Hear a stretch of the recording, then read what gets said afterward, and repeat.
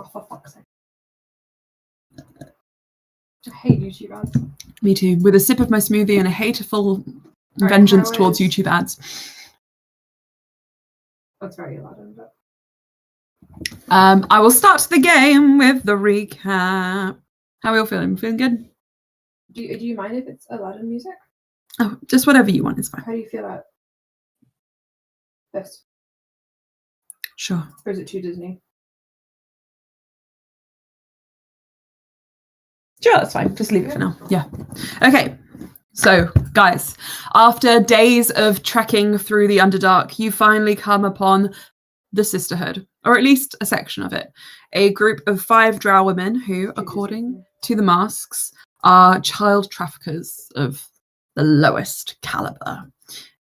You scout the perimeter, you prepare to attack in hopes of freeing Oran's family from their clutches. And during this time, a few things go down. First of all, Nizana almost hits Yanel after a tense conversation, which none of you are privy to, but Yanel is helped by Valis, who takes still a active dislike to Shah. Erwin is ridiculed by a mask member for her wizard magic. And you notice that, Oran, your family is there, but one of them is missing. You can't quite see who at this point. Upon Nizana's command, your team is separated, half heading to the lower mountain path, half attacking from above. And after a bloody fight, you manage to save 5 out of 6 of your family. The last family member, supposedly a human named Colin, was supposedly killed by the Sisterhood. I shouldn't say that with a smile. Just as you begin to dig through the bodies of the Sisterhood, retrieving some good loot, you feel the earth begin to erupt beneath your feet as the bullet still lives. It and its mother appear for a swift and rocky vengeance. Everyone survives the landslide. Everyone except Zara, whose death was predicted by Oran just a day or so ago. Using a teleportation rune, you all return to the surface, appearing in a disused wine cellar beneath one of Malik's bars, the Idle Hand. Not that disused, considering we all chug wine when we get there. Or a closed-off wine cellar, then. Malik and Sherlin both appear. Seeing civilians, Malik offers to send your family Oran to a safe house. Sherlin, if you remember, you all met before you descended into the Underdark, did make a wager with you that I'm swiftly regretting, which Forever was friendship. If you returned alive, she would offer you her strength, and you wonder now if she will make good on her word. Yeah, So, to make things a little swifter, you guys head up out of the empty wine cellar. You notice Malik is swiftly kicking out patrons as you've returned and locking the door behind him to clear the place. To clear the place for you guys in the masks. I'm gonna upload. Is this music okay? That's good. Can you guys hear that music? I'm gonna upload for you guys a picture of I'll send the music in the chat in case anyone else wants it. I was going to say, it'd be what looks like. Good for it not to be necessarily coming through, especially if it's too Disney, so that the audio doesn't get like threatened by the YouTubes. Is it coming through at this level? No, it's quiet enough that it's good. So first of all, you guys appeared in this lower segment here, where there was sort of like a whole host of barrels, food, wine. Okay, maybe it wasn't at all disused. As well as a little bogey for any of the misbehaving patrons to sleep off their attitude in. And then you head upstairs to the main floor, which looks like this. Oh, sick. So there's like a kitchen area back there. There's an outdoor seating area, but it's very sort of small. There's a bar. A cluster of tables around, separated by like very slight levels in the floor. The entrance is just by that small green small green rug on the left-hand side, and there's like a fire pit and a bar. Over the entrance or over here? Yeah, that's what I was pointing out. Oh, the No. medium yes, size. doors. There's like a very The medium size. sorry, there is a smaller green rug and then a much smaller green rug. One of the medium-sized green rugs on the far left, because I said the far left, is where the entrance would be. And there is a seated bar area lit by candles with a whole bunch of bottles on the side. I hope that helps you guys visualize where you are. I visualize it. There's also an upper level, which you guys you would have seen it because you've gone up there for your rooms. To be fair, this is quite a bit bigger than what I anticipated, but you know what? Maybe this is his bigger tavern. So this is like his biggest establishment. Which one is that? The Lockjaw. Whoa, look at all those beds. And despite the fact that you guys are This was Valis' room. which one? Yeah, I can tell. I was going to say either that one or the one on the left there.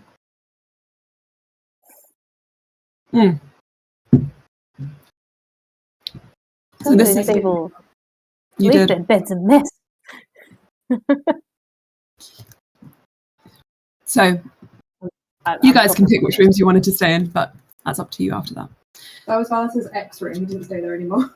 No, now he has a house. Now he has a house. He has he actually has two homes. You know, he's got an apartment and a He's house. a property Tycoon. Yeah. You guys head up to the upper area, the main floor. The patrons are kicked out. You notice Yanel puts the drink down on the bar and just kind of like pulls a seat for themselves and just sits putting a little bit of a distance between themselves and the rest of the masks. Nizana walks around as if she owns the place, obviously, which Malik looks like he takes issue with. But Malik, just sort of taking a look at your family, gives them a bit of space, a place to sit on one of the longer tables, and lets Bryn, the hacksaw healer, get to work making sure that they are mostly okay. Yanel sort of just offers, like, I can also look them over later. But they seem woozy, so they may need some help themselves. I mix everyone some drinks. Yeah, you head behind the bar. You know, you're sort of standing by Yanel then. Oran, as you come up from the stairs, Malik kind of and Sherlin do a double take as they look at you. And Sherlin just says, "You're a human, oid, or not?" Void. Yes. Emma, would I know what my species is called or no? No, not really. You could make up a name for yourself. Or you could guess what you are. I'm a good wall.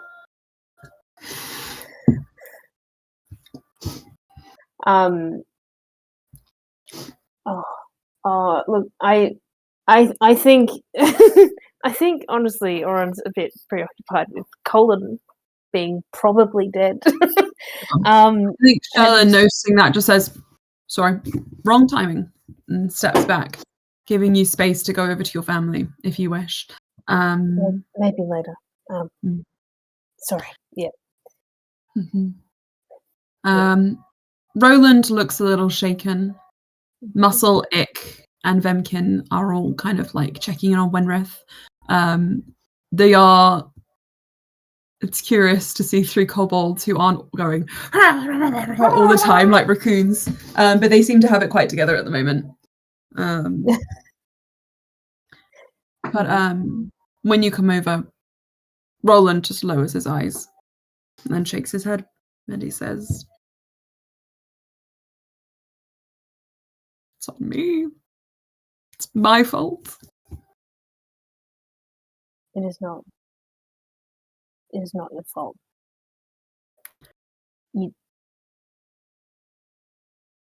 You, I you weren't the one who attacked him.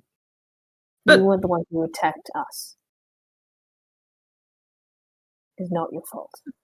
how can it not be my fault, Oran? I was a fool. And I went down there. I brought you all down there, my family. For what? To make money? Perform? And now, and he just puts his head in his hands. Not only have we lost Colin, we've lost everything. Our home. Our wealth, our merchandise, everything. We've put everything into, all of it. Sorry. Lauren will not laugh. I think, look, they don't know what Life to say. we built together. They're just going to try and hold Roland. Yeah. All of that I could have gone without, but not him. I don't know how to do taxes. And he's sort of like, has a bit of a heartbroken kind of cry. Mm. Again, absorbing slightly into your shoulder. Salty. Sorry. Alright. Yeah, that's such a worrisome implication. Can you taste something if you touch it? Look, the main limbs have sensory organs, and there is no one designated. I don't know. I presume plasmoids have a sense of taste. There's no one mouth that they have. It feels like a very synesthesia-inspired experience. Yeah, I can imagine. You taste fear and sadness. Oh. You hear some movement from the corner as Wenrith kind of sits up, not quite strong enough to fly yet. Very small as she is, she walks across the table and just puts her hand on your arm, Oran, and on Roland's arm as well. And she closes her eyes and she just says, Oran, it's not your fault. Neither is it yours, Roland. It's those fuckers who brought us down there. I'm gonna kill them all. I'm gonna gut them. I'm gonna get a knife. And I'm gonna slice open their guts. And then I'm gonna slice open their throats. And I'm going to... And then Vimkin just says, mm-mm. No more. It's not your fault.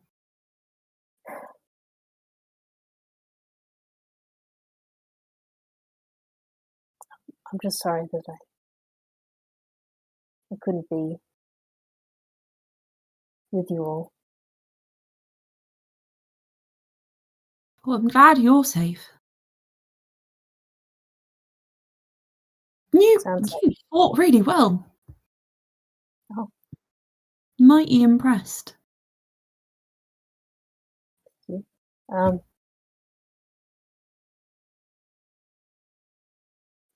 I think looking at Malik, it looks He like looks for over the from the next little while we'll be all safe. Hearing that, Malik nods and just says, I know a few places. We can put you up for a while. Though you should probably be put up separately. At least you should. Pointed to Oran. And Vasir is beside him as well, and it seems that he's gotten a sort of debrief from you and Valis and Malik. And that you were being sought after by the sisterhood. And Malik just says, yeah, if they're after you and you're bunking with your family, it's going to cause a lot of problems. Valis kind of stretches over the bar. You can stay with us. Malik gives you a spare room. Hell yeah, that'd be pretty cool. I mean, if you're comfortable with that, like... are you comfortable with that? Nuns, we have plenty of space. If we are going to be working closer together, it might We make have sense. a private cook. We to do. sweeten the deal. We do actually. I don't know how to make a thing except chocolate strawberries. What do slime people eat? At which point Vasir presents an array of bar snacks to see if you can eat them. Vimkin, Ick, and Muscle all kind of ravenously tear into them, at which point Malik starts plating up a bunch of food for your friends, realizing they've probably been hungry for a while. Yes. Brings over just pickled eggs, like cucumbers, bread, mint yogurt to dip it all in. There are some like dried meats, but it's quite sparse because he's obviously not prepared for catering. I think because people are looking and wishing to study it, it's going to like reach with a limb for food, pick it up, open the mouth, put it in the mouth, and then you might see it like start to dissolve. Whoa. It just breaks apart and you get a little like. It's like a gelatinous cube. Yunel says, "Nobody go inside it, otherwise you might also be ingested, right? Can you choose if you ingest someone? Like maybe you can wrap your arm around someone like a hug, and then you think you're hugging them, and then slowly but surely you start to feel their body break apart, right?" Emma, can I please make it so that I can control it? Yes, you can. Yeah. Of course you can. Of course, it's just a funny joke. Malik gives Yunel a very weird look, and then what he does is he goes behind the bar, seeing the tensions / anxieties of the whole team, and starts pouring out shots of I'm making the drink. Firebrand whiskey to add on to whatever you're making. Valis, what are you making? Can I look at each person, roll an insight check, and see if I can make a drink that you would like? Sick. Okay. I'm gonna start. Can I get advantage on Ellie's because I know Ellie? Yep. Okay. Good, because the first one was a natural 1. 11 plus 2, 13. What kind of drink do you like, Ellie? Valis would get that Ellie, as kind of like a treat thing, enjoys iced drinks because they're like extra, like thinking about a cold-blooded person enjoying something that is iced. It's like, ooh, tinglies. Yeah. Okay, he gets some ice. Iced and like crushes it up. sparkly almost. Yeah, he makes a mix for you. Do you like sweet or do you like sour? Ellie likes weird experimental things. He makes you an ice zombie. Oh wow. Brings it over. So it's like bright green. Yeah. There's a lot of alcohol in here, so I'm going to say this is a level. I almost want to make up my own level. I'm going to say it's level 3. I've just got a booze chart now. So what that means, and I'll just give everybody this information. What that means is you're going to make a, you will make a Constitution saving throw every time you drink an alcoholic beverage. Okay. The saving throw is equal to 10 plus potency. Okay. So that's 13 is the DC. For every drink you have, the DC goes up by the drink's potency. So let's say you have a strawberry daiquiri, which is probably a 1 after this. It would be a 14 DC. If you then had another zombie, it would be a 17 DC, right? Because it goes up by 3, not 1. And then you know certain pieces of information once you get to this point. So if you fail the saving throw, then you immediately get to these points, which is you're tipsy and then you're drunk. But if you drink and you keep passing the saving throw, after a certain point, you will always be tipsy or drunk. So if you fail the saving throw, you're tipsy, which means you get +2 to charisma persuasion checks. But you get -2 checks to resist charisma. So persuasion checks against you take a -2 perception, penalty to persuasion and deception. And then once you're drunk, you have a -2 to intelligence. And then you have a -2 to weapon and spell attacks as well. And then there's also a condition called wasted, but we'll get there because it's different for everyone in this game, especially for Valis. But otherwise, to get to that level, what you'd do is you'd find whatever your constitution modifier is. Say it's a 1. If you have 1 drink, you're tipsy. If it's your constitution modifier is like a 4, then once you've had like a couple of drinks, you're tipsy. And then once you get to half your constitution total score, so if your constitution is a 12, once you get to 6, you're drunk. So just keep that in mind. And I can also try and make a note of everything for you as well, because I know it's a little bit complicated. But I will send the info here. I'm also going to roll for Anna's drink. Sure. I don't get advantage, do I? That is 11. He's struggling a little bit. He's just looking at you like, I think you may sense that like they want to be present in the moment with their troop, so probably not something strong. Okay. He brings you Brings me a what? Sorry. Brings you a cider. He puts it on the table and slides it towards you. He looks like he wants to watch you drink it because he's really curious. It's like, you go. Okay, I've got an idea. Thank you. Okay. You take a sip, and it's like a lava lamp inside you for a bit. It like kind of goes.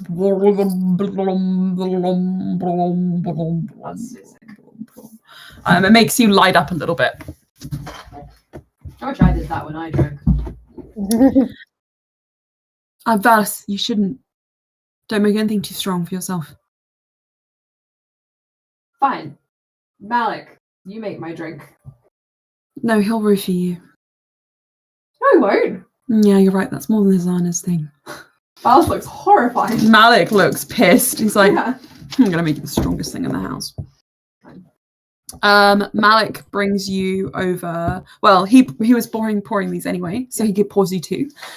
Firebrand whiskey, 2 shots. It's a chili and cinnamon spiced whiskey. Sick. 2 shots for me or 1? 2 shots for you. Okay. What do I roll for that? So, everybody has a drink. You didn't tell me what you made for Yanel. Oh, does he not want a drink? Because they all had a wine bottle. Yanel is drinking wine, but if you're making a cocktail for everyone, I assume you're making it for everyone. Valis brings over non-alcoholic beer. Sits it on the table in front of you and I was like, good stuff. Great, thanks. I feel so special. You've got a bottle of wine. So why would I want to drink beer, Valis? That's for chasing the wine. Sorry. Okay, thank you. I appreciate it. I really do appreciate you bringing me something non-alcoholic.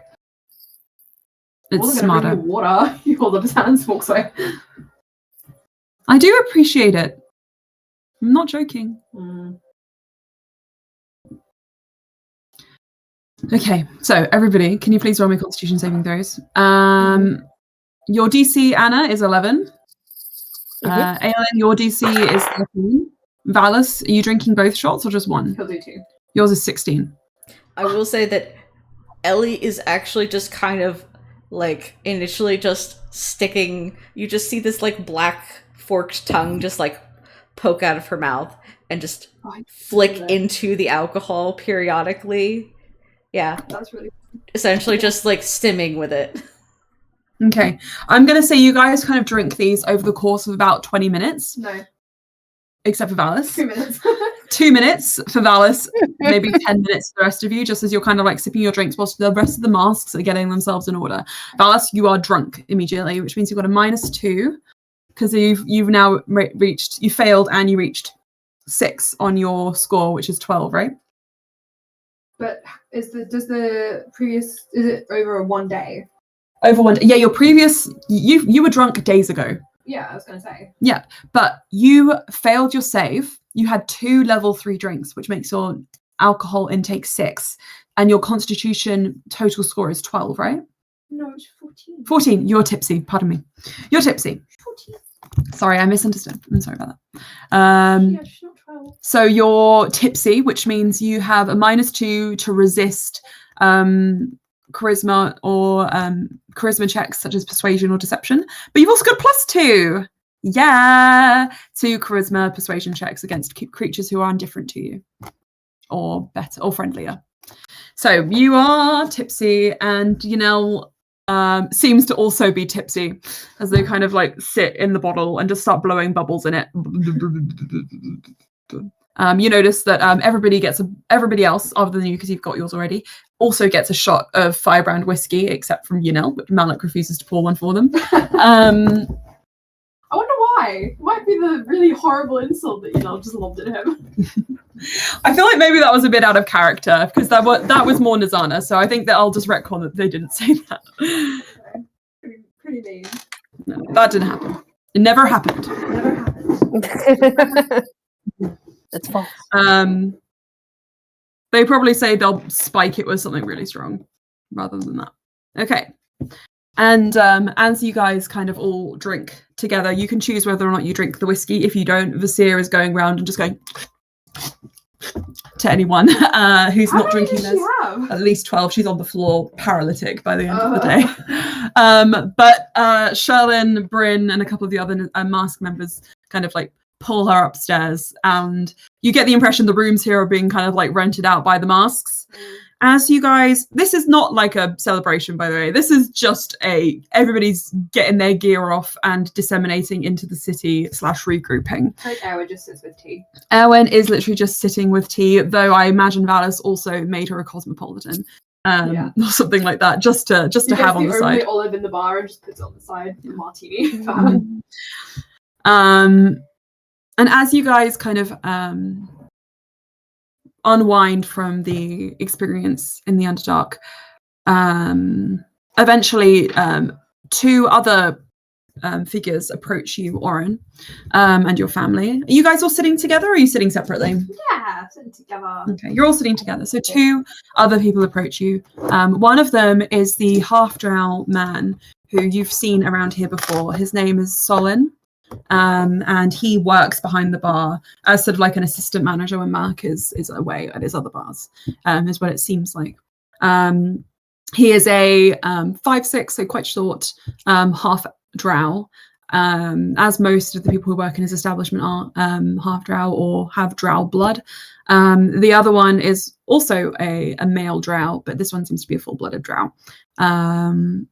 Though he's got a sort of very severe like burn scar down the side of his face onto his shoulder.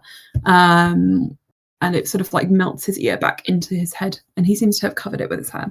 And the 2 of them kind of approach and look down at you, Oran, one you know, one you don't know, and just say, that Solon first says, Oran, your family, we can take them to the safe house now. Hello, Abby. Hello. Hello. I've given you a martini. Valis has given you a martini, which you can sip on in the corner whilst everyone is finishing their things here. Lovely. In game, that is. Imagine if I just turned up at your house like, martini? This is from Valis. Good morning, here's a martini. Oran, so Solon says, we can take your family to the safe house now. They'll be in our care for the time being. But I believe you are also coming, or no? No, she's bunking with us. It's going to be great. If I'm honest, probably safer. I think looking to the troop, Could we maybe have 30 minutes, an hour? I'm thinking. Well, Colin. Time is of the essence here. I just hope you know. The longer you are above ground, the more eyes you draw, even in here. It is not necessarily safe. If the Sisterhood operates in the Underdark, I'll tell you as well, the Sisterhood operates above ground with far greater ease. They do not need to hide. Okay.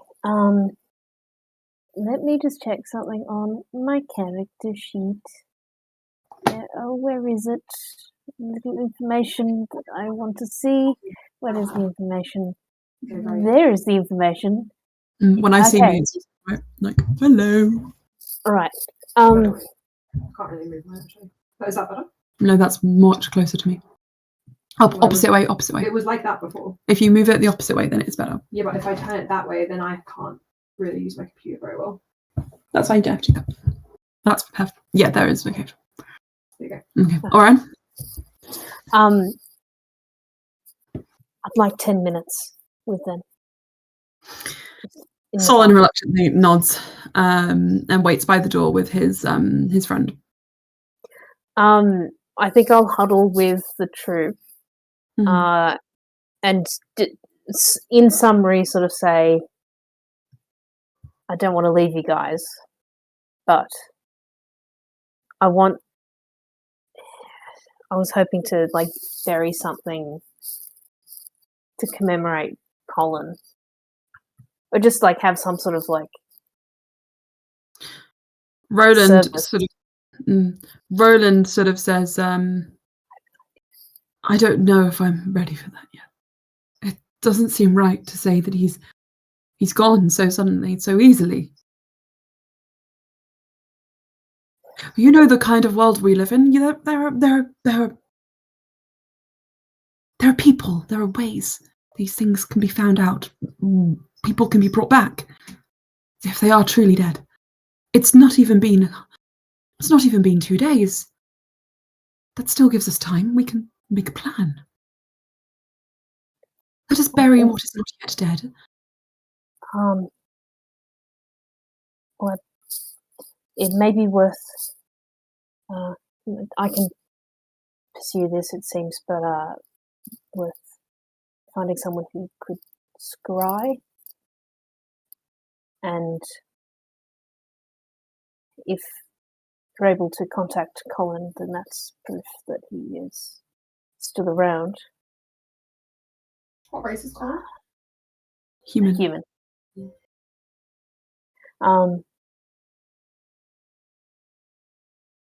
Look, I think I will do for the first time performance of creation.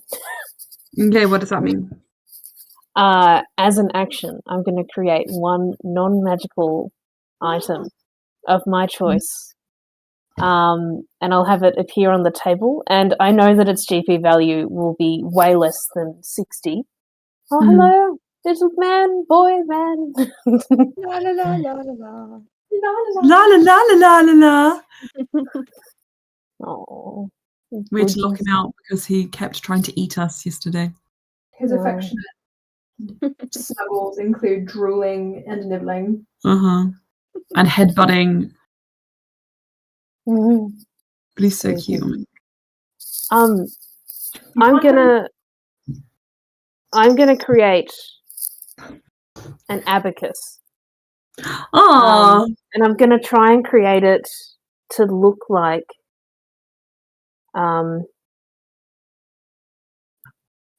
whatever Colin would have used. Oh, okay, I understand. Yeah. Our business manager. And so like when people touch the object, they can hear faint singing. I want to sort of hand it to everybody and sort of embrace them all, and be like, I have a feeling this won't last for long. Mm-hmm. I just wanted to do something to leave you with something even if it's temporary, to mark him. We don't know if he's passed, but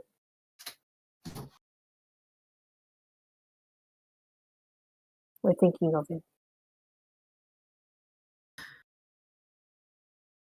Please, if you can, find out.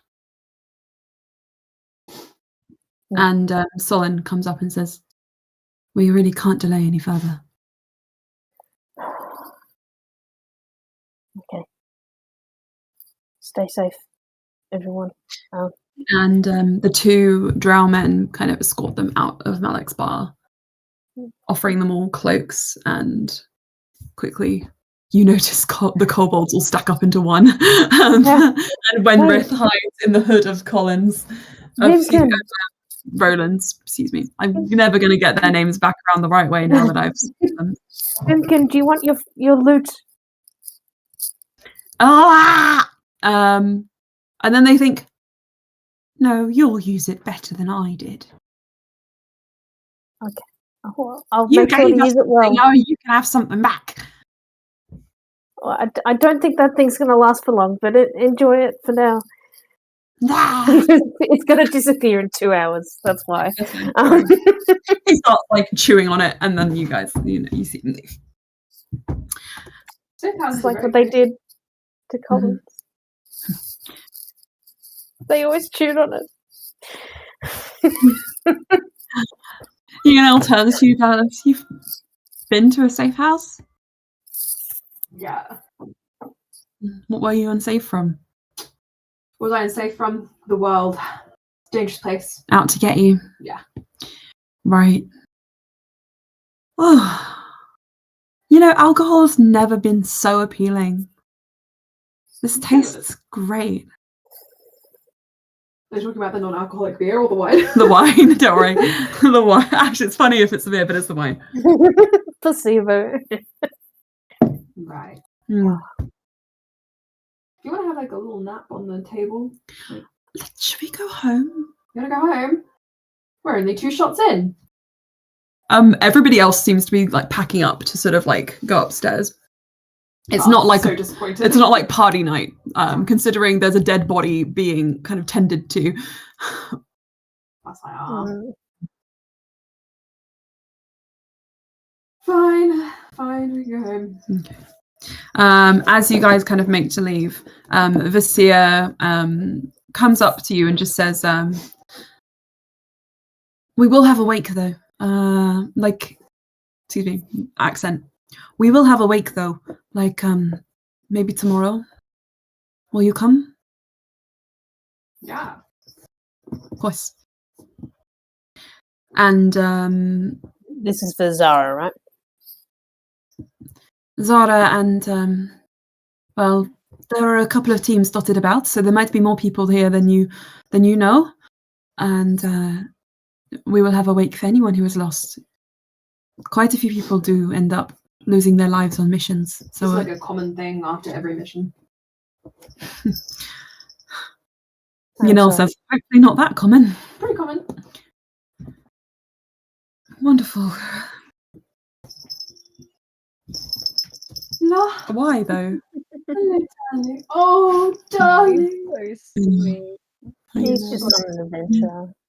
He's so He used sweet. me as a climbing thing. This is where the incoherent. He did, didn't he? We were at up my. Strad and he was. I got a claw in my shoulder. I was like, "Oh, thank no! Why did you claw? you." I was like, Claw me? "Okay, nothing happened." I was like, okay, yep, cats.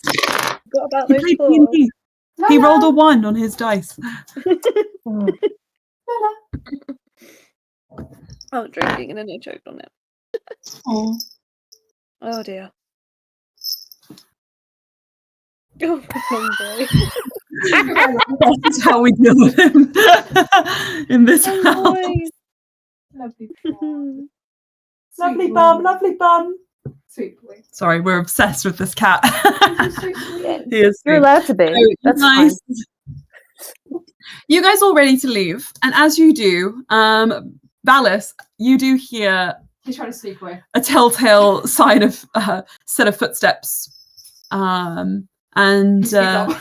Nizana appears behind you all and looks at you, Valis, and just says, "Where do you think you're going? To bed. Tired. Sleepy. Bed, not here. I've got to take them back to my place. Your place. Mhm. I still have a key to your place, I think." You can definitely show up to that place if you want to. Mm.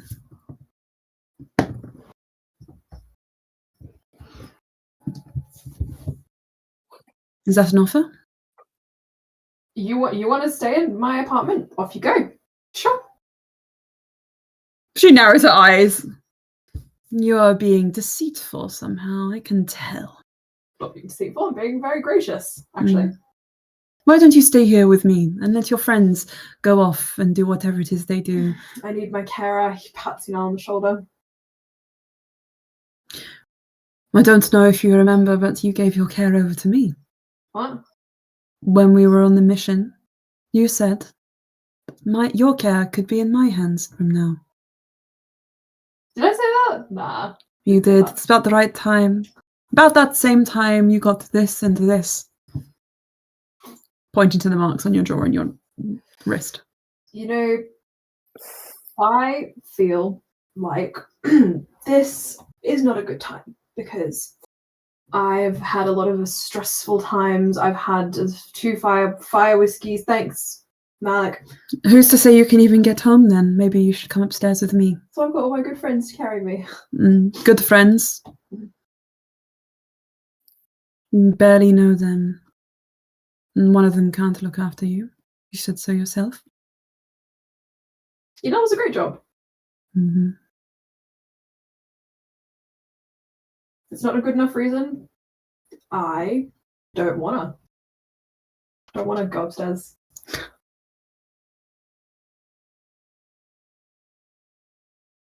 You know, a half-drow like you should be lucky to have someone like me out to care for them, thinking of them. Mm-hmm. But I told you I don't feel well, so you should respect that, I think. What do you think I'm going to do? I'm going to help you, put you to bed, look after you. Valis kind of hides a little bit behind Oran, but you can still see him. I think Oran would sort of like morph a little bit and kind of move in between Nizana a bit more and Valis. Just kind of like, yeah. Trying to make it look casual though. We saved you, you know. Yes, we're going to definitely have a great party tomorrow. Wakes. They always turn into a party. She steps back.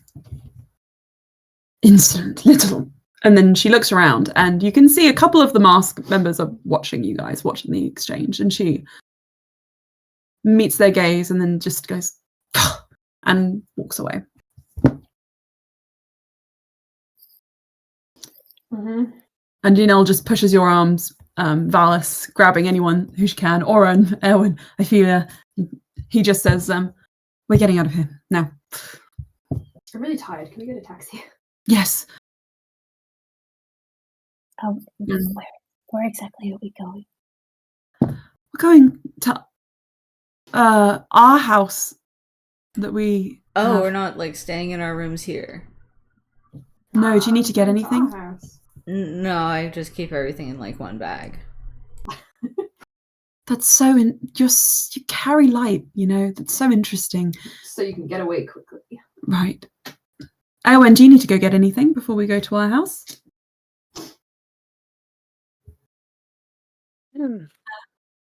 Where are we going? Sorry. You're going to Valis and Yanel's house. You stay there instead of staying in the yucky pub. Okay. It's a nice pub actually, but it's got some yucky people.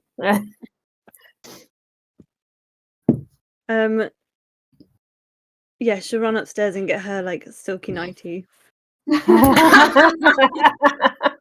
Nice. perfect. But wait, I must get my nightie. And And need then, to be properly dressed for bed. Because, and then she also has like one of those silk bonnets to make sure her hair's perfect. yes, you and Yanel matching. Oh my god, that's so Oh yeah. Also, I That's can so carry one person, so just the one. Mhm. I am a one-person taxi. Wow. Luckily, in Cal Cariat, there is the especially 50 years after the main campaign.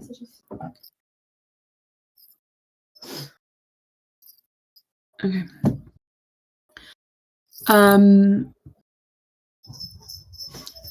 In Cal Cariat, especially 50 years after the events of the sort of first campaign that we ever went on, times have changed. There is now the idea of being able to take a taxi.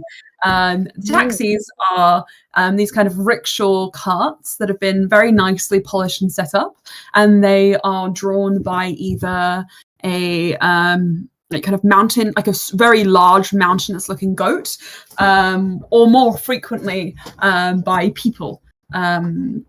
So there are like kind of like quite a few burly individuals who have just kind of like stationed up outside. Oh my god, that's so Erwin. You've got to draw her in that. Oh wow. Why don't I get notifications of these messages?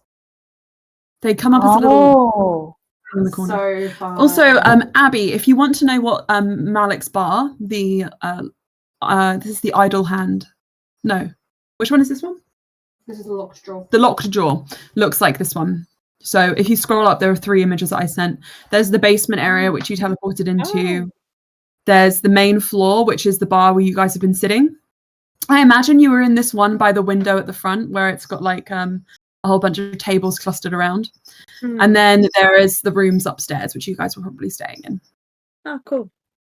And there are toilets, you can see them. Oh yeah.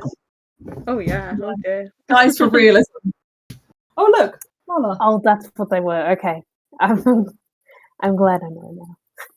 Oh yeah, just the music Why is that we've that chosen. progress? Arabian Nights. Oh, no, you've got Arabian Nights music playing. Arabian Nights. Is this the one you chose?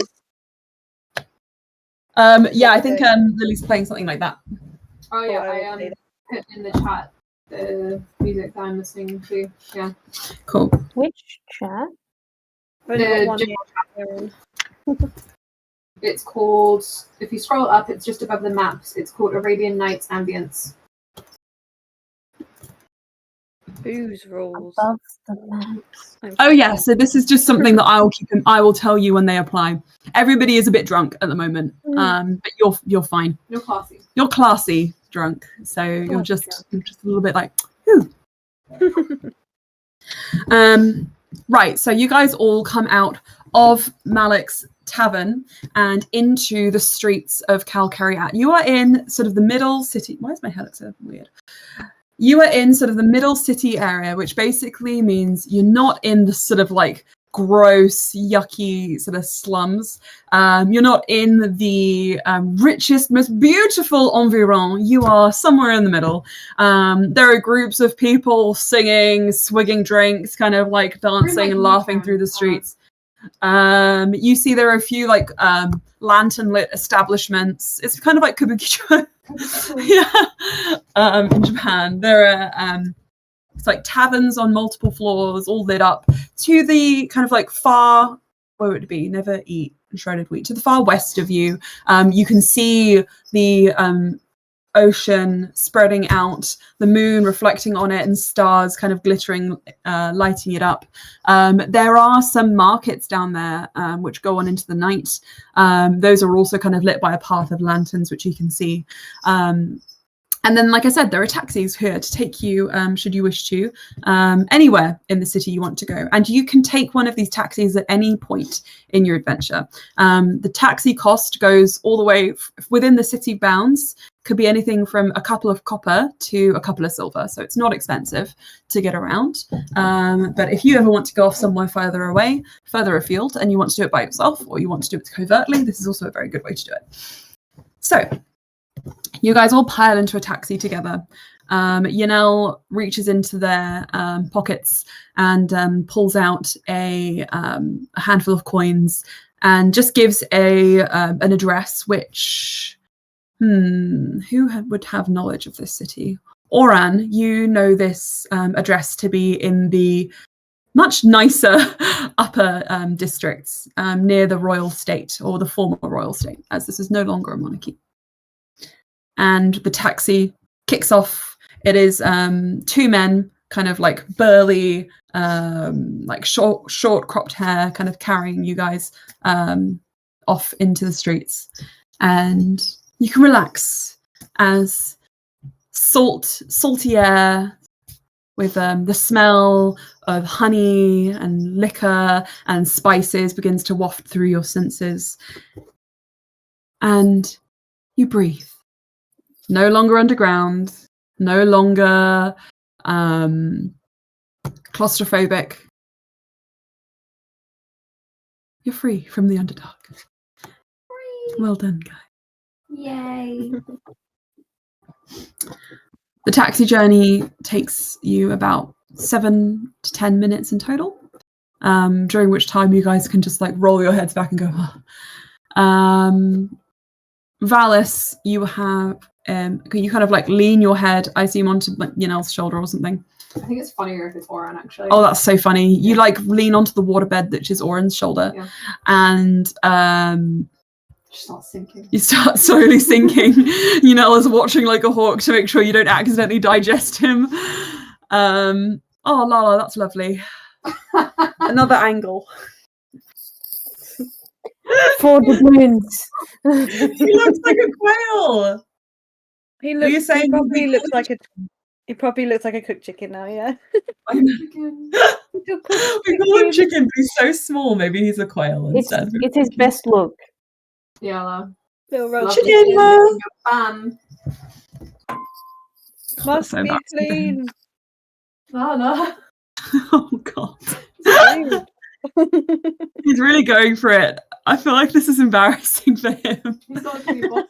No. Yeah, at least you know he's clean. It just makes it worse that he drools so much. Anyway. Hang on a second, just one sec.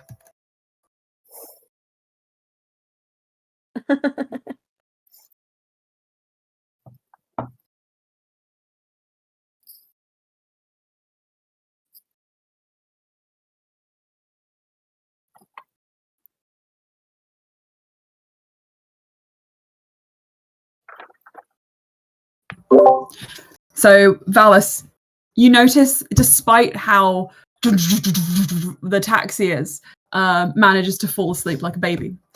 Instantly, even like the moment his head hits your shoulder, he's like, and lost to the world. Eventually, the pubs give way to markets, which are closed up for the night, more permanent shops, which seem to open only during the day. And that mercantile area gives way then to a series of well-established, stately-looking homes, large 2- and 3-story buildings with gates at the front, open courtyards. Most of these come with their own kind of like stables, it looks like, their own private like carts and sort of locked up outside the homes.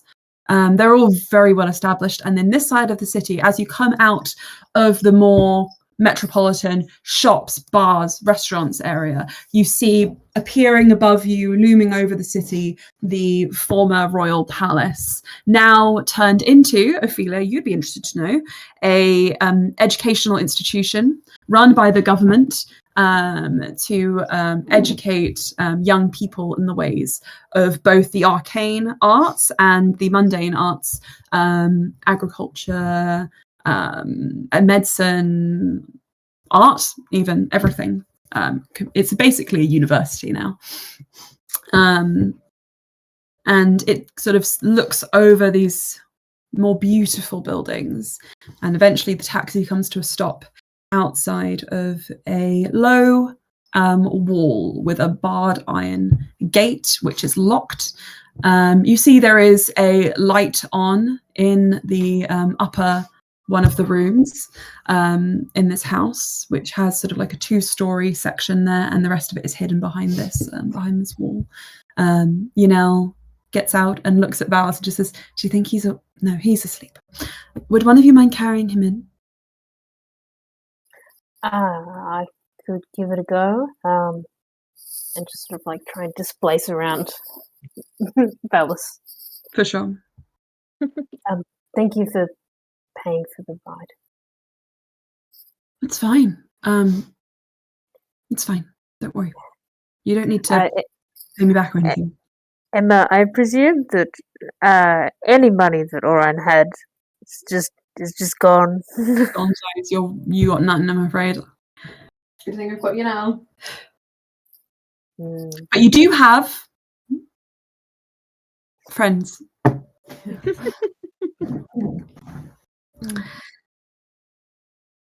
Thank you, friends. And you guys watch as Yunel withdraws a key from their pouch again, opens the lock and pushes the gates open. Inside there is a large courtyard, a few covered walkways with arches. Flora crawls up the side of the house. There is a couple of cypress trees creating shade at the base of the buildings. You see a stables on one side, a closed-off area, which looks like it could be either a workshop or a bathhouse, a separate establishment, which looks like it's an annex, like it houses, or it could house 1 or 2 people. And then the main house itself, which is 2 to 3 stories tall, with the 3rd story being built into the roof. And at the center of this courtyard, there is a fountain, which even now is kind of like letting out a soft kind of spray of water, which glitters in the moonlight. Very Mediterranean. And Yunel just says, "This is where we live, and we can go in here." And they sort of stumble because they're still a little bit drunk. Stumble up to the main door. And she just says, "It looks like Adelaine is in. She's our cleaner. She's been kind of looking after the place whilst we're away. It's really nice." Anyway, opens the door. She looks a bit nervous to let you in, but when he steps aside, you can all enter the building up a few set of stairs, and it's beautiful. It's very well kept in here, very airy. There are like marble-topped. There's a marble-topped kitchen area, a seating area, an open staircase which leads up to the 2nd floor. And Yunel closes the door behind you. And as you all enter in, you hear footsteps from upstairs. And Yunel puts down their things and just calls out, "Adelaine?" And you see a sort of older woman, maybe in her like 50s or so, coming down the stairs with a lantern in hand, very much wrapped in a shawl, like got like little gloves on. Seems to be like a classic older lady, and she looks to all of you and then says in a language that I'm not sure if most of you understand. Says something to Yunel, which Yunel then repeats to all of you. "She's happy to have you here. Good to have people over. We don't do that ever. Do you guys want to pick your own rooms?" Terrible idea, but we can. Are there any rooms that are off limits or any preferred rooms? You know what? There's a whole 3rd floor. You guys can go there. Maybe. Or there's the one outside, which is sort of all by itself, but usually Adelaine sleeps in there, so you'd have to ask her, and she doesn't speak common.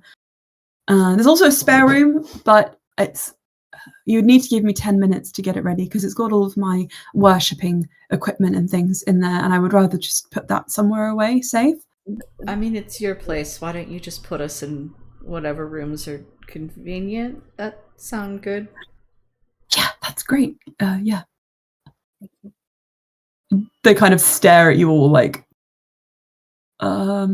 upstairs, and let's put Valis away first. Completely dead to the world. You guys come up to the second floor. There is a larger bedroom which has a swinging sleep pod in it, which you can deposit Valis in. And then Yanel shows you to the spare room, and Yanel just give me 1 minute. Darts inside, and you hear like clang, bash, bash, clang, bang. It's like when Hal's. And Yanel clicks the door open again. Okay, you can come in here. Maybe Erwin, would you like your own room? Yes, please. Okay. Yeah, I had a feeling maybe you would want that. And inside, this is like it's a small room, but it's fairly nice. The bed is made. You notice there is a large cupboard on the far side. It looks like a built-in wardrobe almost, which has a heart-shaped padlock on it, as well as a crate in the kind of like far corner where you can see an impression of dust around some parts of it. Clearly there was once an altar set up here, which has now been put away. Make a perception check though, Erwin. Oh, where are my dice? Where are your dice? I'm not prepared. That's all okay. Oh, why is the bag tied up? Oh. Perception. 14. 14. As kind of like turns to then show Oran and Ophelia places to stay, leaving the room in your care should you wish to sleep here. But you notice there is like something peeking out from beneath the bed. It looks to be a book or a tome of some description. Perhaps something that Yanel forgot to tidy away. And that is all. That's all you would notice with that. Do you want to stay in the room, or do you want to head up and see where the others are sleeping, just to make sure you've got the best? Yeah, I'll stay in the room. Sure. I'll get myself situated. Okay. And then Ophelia and Oran, you were taken up to the third floor, where you see a kind of what appears to be a like attic room, very airy. There are clearly like some murals on the walls, like florals, birds, animals. It looks a little bit juvenile almost. And Yanel just sort of says, sorry, we've been using this for storage. I think the previous family had it as a nursery, but we just obviously that's we just haven't renovated it yet. And now it just looks like this. Please make yourselves at home. There are a couple of beds I just need to clear off, and starts moving boxes from the beds. I'm sorry, it's a little bit dustier than the other one. It's just we don't use this at all. That's fine. Thank you. And I promise it's well protected. That I had mages come and reinforce all the walls. Every room has silencing spells and alerts set up on it. Especially the front door, several. We just so you know, you'll be safe here, of course. Who does that alert? Me. Okay. And well, Valis, but me first. Right. Thank you. Out of interest, can I do an Arcana check? Yeah. On the walls. On the walls. Giant padded cell. No, it's not. Don't say that. It's lovely. You can come and go as you please. Well, can't. Well, he's asleep. That's why you can't. It's a 6. A 6. Yay. Magic. It's like a constant thrum. And you guys all settle down in for the night. And Bluey, not Bluey, excuse me, Oran. Oran, unfortunately, you don't get anything from your Arcana check. And Yanel will close the door for the night, and you hear footsteps disappear down the stairs, leaving you guys to do whatever you would like to do. You can do whatever you want. But if you want to take a long rest, we can do this as well.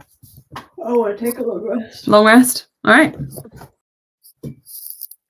You guys all rest up. And you can mark that on your character sheets.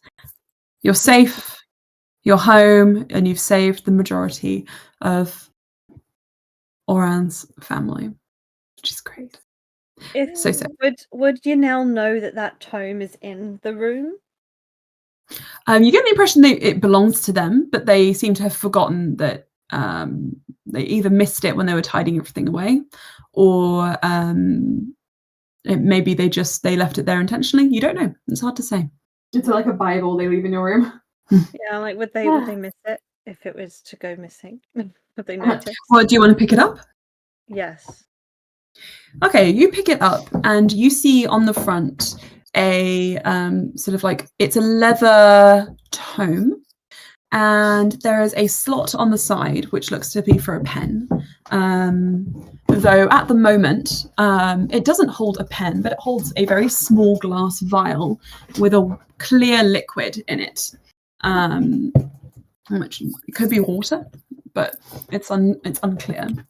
And the book itself is a black leather, and embossed on the front is a circle with a very faint purple outline. Make me a religion make me a religion check. The check.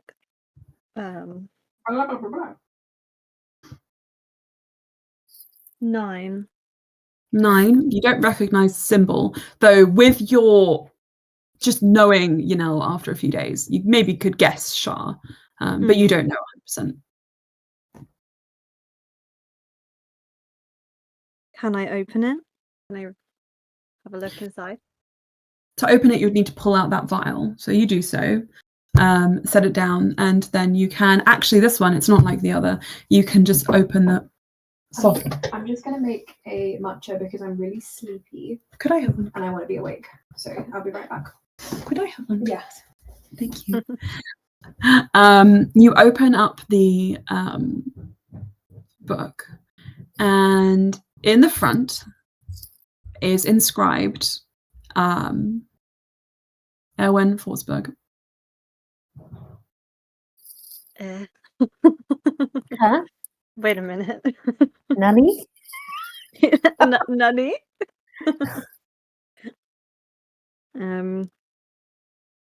Erwin Forsberg. Interesting.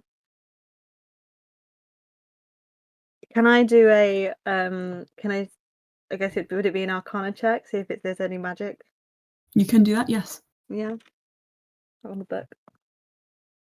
8. Oh gosh. Can't math when I'm medicated. 13. Don't worry. 13. If just so you know, if you are struggling with the numbers or dice at all by any means, on D&D Beyond you can click on your stat and it should roll for you if you feel like it's just too much at any point. Or if you need to take a break, you'd let us know. Calculator. For sure. But for everyone, yeah, if we need to take a break, just you say the word and we can do so. Yeah, we'll wear off soon, hopefully. Okay, for It sure. does eventually. With an Arcana check, 13, you can tell there is something about this journal which is supernatural. For a journal, it is. As you flick through, examining it, you notice that symbol appears on every page, instead of the top in the middle of the page, but you don't see any writing necessarily. And on the very first page, you kind of just sort of like run your fingers over it, and you get this sort of like shiver of magic, a magic which you recognize to be necromantic in nature. And as you sort of brush your fingers down it, you see words beginning to appear on the page. And the words just sort of say, "Are you willing to fight for what you want?"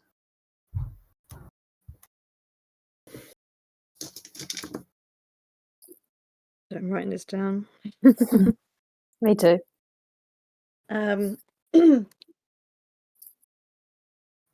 Is this like a Harry Potter like book? It's where definitely you... like the Harry. It's definitely like that. Yes. It's like that. Okay. I'll pull out. I'll get my pen, my quill, whatever it is. And I'll write.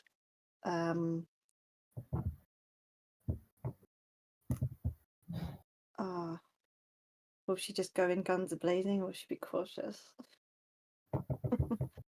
She'll write, how can you help me? Mm-hmm. There is a pause, at which point the journal remains blank. And then a few moments later, there are many ways,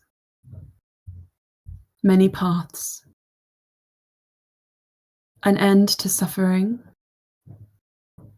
or vengeance, or if you are powerful enough, strong enough, perhaps what you lost could be returned to you.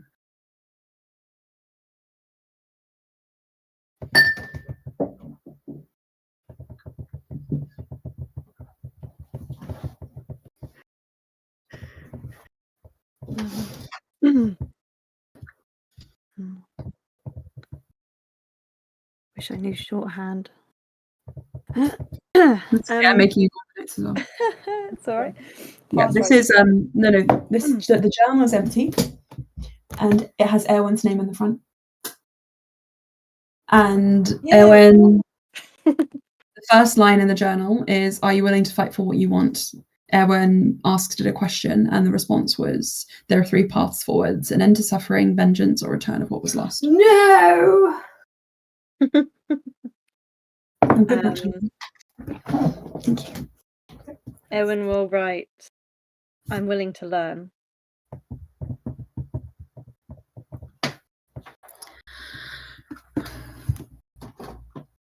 Okay. If you're willing to learn, let me just 1 second. All right, just have a quick look at your character sheet. Did I just sell my soul to Shah? No. I'm worried, man. I'm worried. Becomes accidental warlock. It's funny, you say you may be saving 1 from Shah, but you're about to lose another.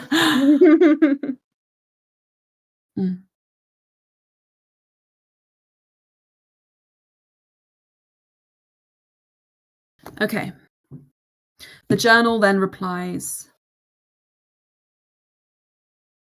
"An ambiguous answer. I like that. Let us try it all and see what sticks. First, how about a little vengeance?" And I see in your character sheet you have the spell Ray of Sickness. Mm-hmm. Now, this is a first level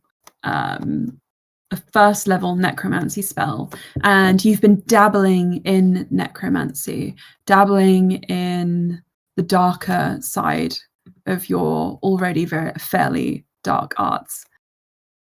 And as you kind of move your finger across the page, you see a little bit of that necromantic energy kind of wafting off of you.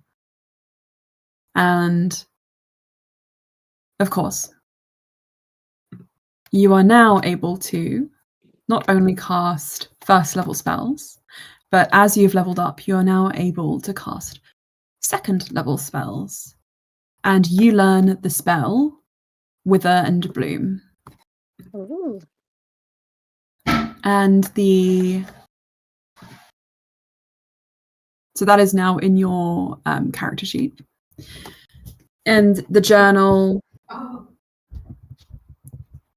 says, another Mr. Man wants to say hello. when you enact your vengeance, it will empower you. Fluffy boy! Fluffy bum, fluffy Big bum, bottom, big fat bum. Big bottom. That's vibe. Lerman! Got your bottom. Baz Luhrmann, more like Baz Bottom.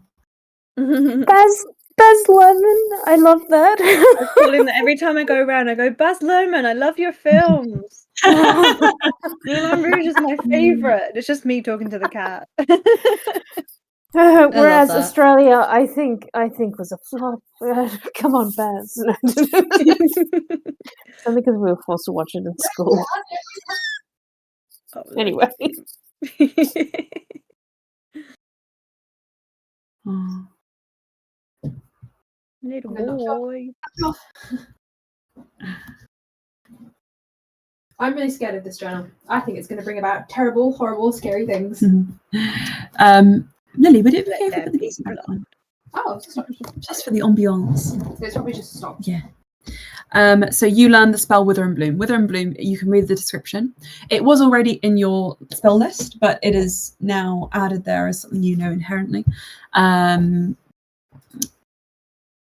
So you can consider this spell always prepared, which means that even if you swap out, even if it says you can't have you can only have a certain number of spells, you can always have this one.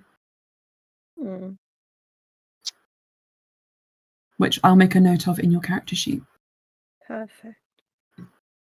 Will that take up a spell slots? It's not like a cantrip, it's just a spell. It's not like a cantrip, but it would still take a spell slot. But what happens with wizards and with all spellcasters is that you, you, in order to cast certain spells, like for example, there is a finite number of things which you can prepare in a given day. On the flip side, you can always cast this so long as you have the spell slots to do it. Cool.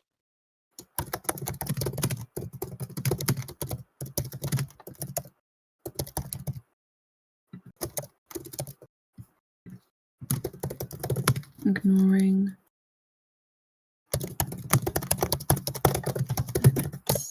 It still requires. Glad Erwin has no sense of privacy. Great.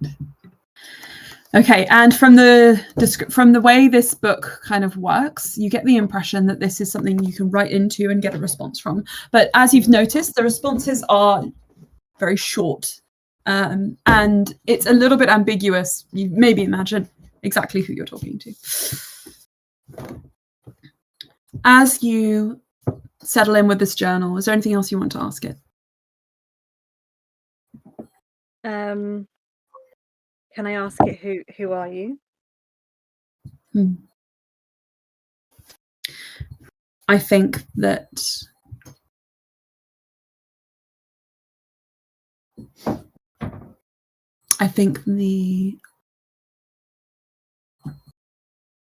the journal would just say, I am the dark.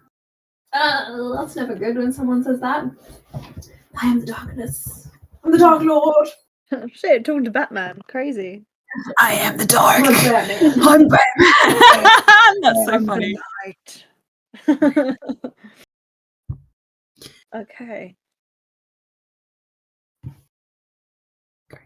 Candle. Cleansing.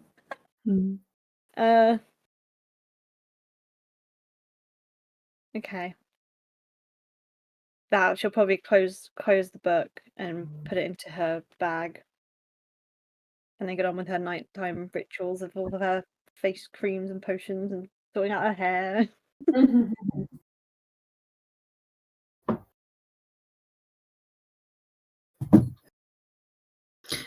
Very good. So you do your 10-step skincare routine. Oh yeah. And then after that, you can go to sleep. Valis, you are, for a while, just absolutely dead to the world. But as with your narcolepsy, just because you've had a sleep attack doesn't mean you're ready for a full night's sleep. You go and you wake up. Jolts awake, swing awake. And in the far end of the room, you see the washroom door is closed and there is steam kind of coming out of it. Yanel's stuff is piled in the corner. You get the impression they're in there. They have pulled over the daybed, as they tend to do, to sort of like line it up next to your bed. And the shackle, which you guys wear to sleep together, is just left on there. The door is closed. There is a soft light pouring from it. Is there anything you'd like to Ooh. do? That's really interesting. I think he takes a moment to like realize where they are. They're home. They're safe. Calms down. He remembers he didn't get his guns. So he's like, what was the fucking point? Gets out of bed and goes to sit on the window. Like, yeah, my baby. Goes to sit on the window. So I think he's gonna message Malik. If that's okay. Yeah. Okay. He will send a message just like, I know it's really late, but like, hello, help. What? I didn't get my guns. I've got 2 slices of cucumbers on my eyes. You expect me to get up and get you guns? Well, Nazana's got my guns, so if I go back, she's gonna like, I don't know, hurt me. No, it's not going to happen, obviously. I'll secure them. Turn off your sleep alarms. My God. I get you've got narcolepsy, but seriously, dude. You okay? Yeah. One of my friends is sending me like 500 messages, and I'm like, I don't want to reply to that right now. Into the sending stone. Malik just says, I'll secure them for you. Pick them up tomorrow. You're the best. Thanks.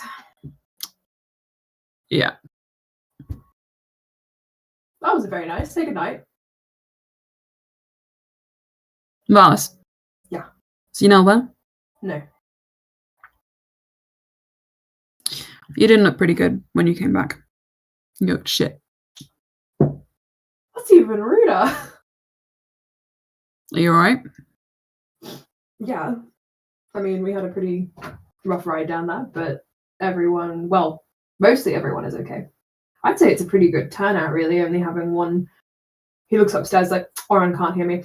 It's a pretty good turnout, only having one hostage lost.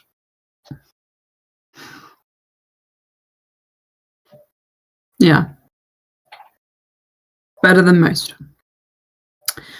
What do you mean I look shit? I look great. He tries to look at his reflection in the window. It's like, Well, what I probably meant is that you look like death.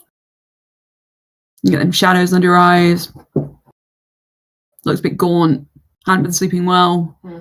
Probably Nazana, but she didn't do anything to you, did she?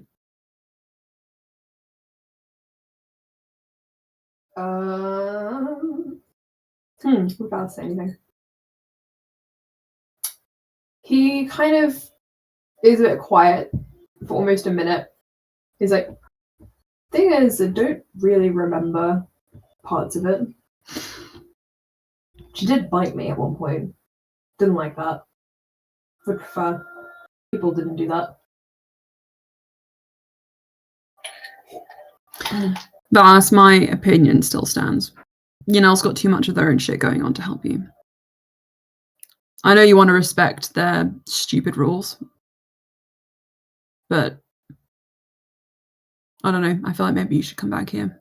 Let me look after you. Well, you're housing a whole lot of drow, so I will not be coming back there. Besides, Yanel's got this pretty sweet house. I'm still not allowed to know where it is. Nah, sorry. Great. Look, I'll chat to you tomorrow, but I'm not coming back. And I will invest in eating more and sleeping more.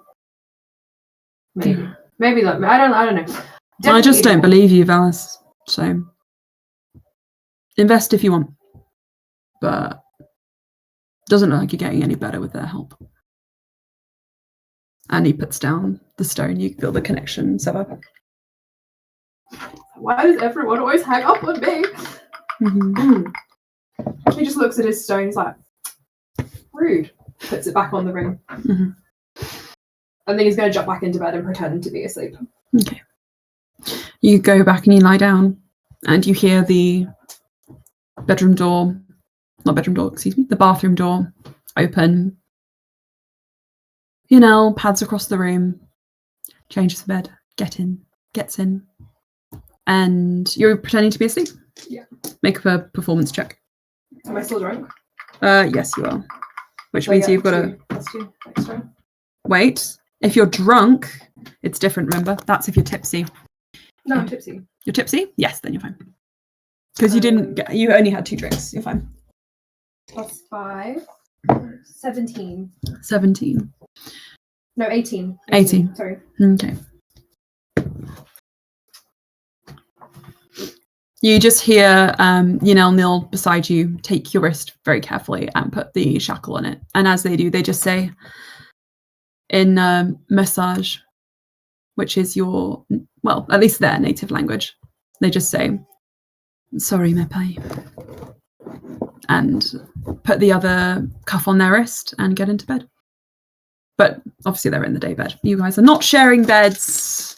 Contrary None of that unmarried bullshit in this house. It's just not proper. Leave room for Jesus. That's what I say. Yeah, Ballas continues to pretend to be asleep. Probably takes him quite a while to actually get back to sleep, I think. Yeah. But he's very good at pretending. Of course. And shockingly for everyone, you will have a long, good night's rest. Waking up slowly but surely the next morning to sunlight filtering through windows, gauzy curtains blowing in the wind, fresh air, and no threat of spiders eating you alive. I think it's probably a good time for us to take a brief pause, take 10 minutes just to have a break, go to the loo, do whatever you need to do. Sorry, Abby, I know you just got back. Just get yourselves a cup of tea and we'll go into the next part of the game, which is basically going to be, I'll let you guys know so you can think about it. You're going to spend the next couple of days, we'll say we have about 3 days, before we'll sort of go into any more deeper plot stuff, deciding what you want to do. Obviously, Oran, you're a bit short on time with your quest of figuring out at least whether or not Roland is still alive, so that's something you probably want to prioritize. And if there's anything, I have stuff prepared, but if there's anything else you guys want to do, with that, we're in a city, so you can shop, you can go out and meet people, you can go drinking, you can go get some good food, you can do anything you want. So just have a think about it. And we will pause there for 10 minutes and come back at 11:30. Yeah. Sounds good. Thank you. Yes. You guys all wake up to the smell of sugar cooking from downstairs. Are you okay? I'm turning my Wi-Fi off because I forgot to do that. Okay.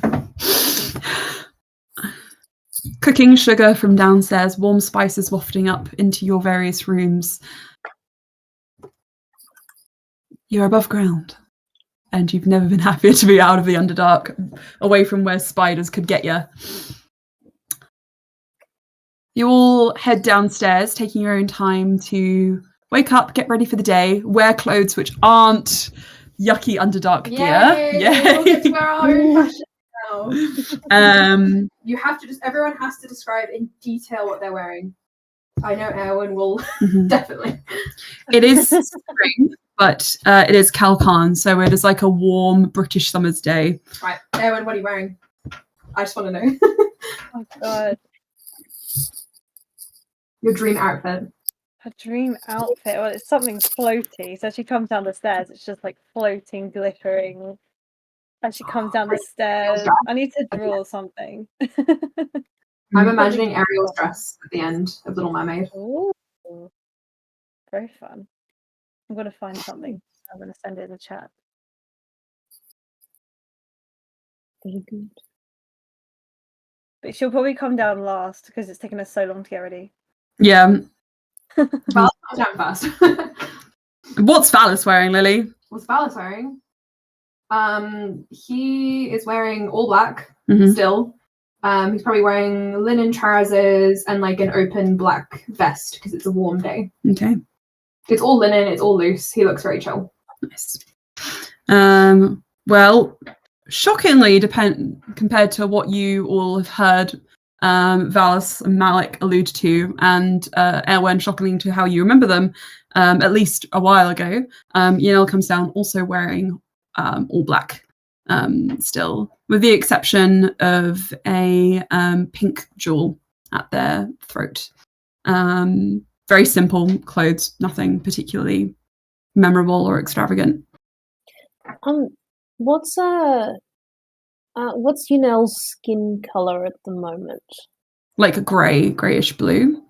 Okay. Like an underripe blueberry. Mm. You can see it's this sort of color. Okay. But you have very briefly, when they were drinking yesterday, you saw it turn to like a kind of purplish pink, but that was very, very briefly. Yes, when they come down, they kind of move to the kitchen where Adelaide, the cleaner who's been looking out, seems to have packed all their stuff and is going to be returning back to their home now that you guys have all come back, but has prepared a breakfast. Oh my god, Abby, wow. Yeah, Abby, I'm ready for this. Abby! Wow! You belong. She has those Chinese elements to her. I love it. I'm just going on Pinterest like, wow, look at all these clothes. And I'm like, which one's are AI? Oh no. Oh no. Yeah, you come That down one and looks. us going. That looks pretty safely not AI. Okay. Yeah. I probably got loads of stuff that's AI, but oops. Looks at the outfit with just like, whoa, like awe. It's beautiful. Ellie, what do you want? Let me just grab something from Pinterest real quick. I'm guessing there aren't that many references for plasmoids, Anna, for clothing. No. Do you wear clothes? Look, I don't think so. They'll wear like their leather. Is it leather? And the cloak of billowing. The cloak of billowing, which can look. Let me think. It can kind of look really however you want it to look, but I imagine it's got a kind of airiness to it. I'm trying to find one on Pinterest right now, but it's hard to find things on the fly. An airiness, like shimmeriness to it, similar to some of the tulle fabric that Erwen is wearing. So interestingly enough, you guys vaguely match. Oh my goodness. Blue gang. Oh my god, wait, if you're wearing that, that is sadly definitely AI, but it's beautiful. I know it is. I was like, it's your nails, like pink fluffy dress. Oh, they need to wear these things together. I think looks at your outfit. You can tell there's like a bit of a longing kind of stare, but they look down at the breakfast and like, who wants buns? I've got milk buns. Shut up, Valis. Honey with cardamom, or honey with pistachio, or honey with rose. I'll have all of them. All of them, okay. And starts passing out food and plating it up. Pours you all hot spiced milk teas, and sits around the table with you, and just says, so no spiders? No, because we're not in the Underdark, so there wouldn't be spiders. Unless they're a house. Thank you. And no spiders. No. Okay. Like Um, they're scrolling on Pinterest now, right? Close. Yeah, so Happy Ellie's basically, you can see how ripped she is. She's wearing just like a bra, an open like button up, and some shorts. Sick. You're like Laura Dern, but like ripped and sexier. Wow, this really does belong in a museum in its country of origin, babes.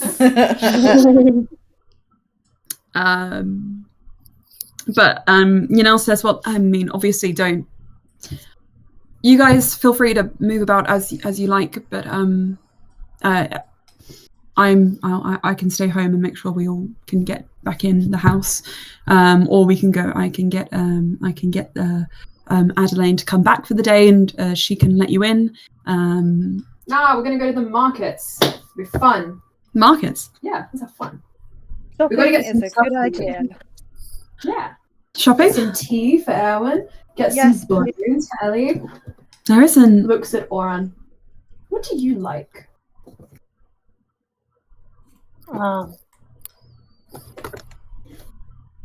Performing. Music. Light. Okay. We get some little fireworks for Oran, so whenever Oran sings, we can pull them and go. Be sick. Okay.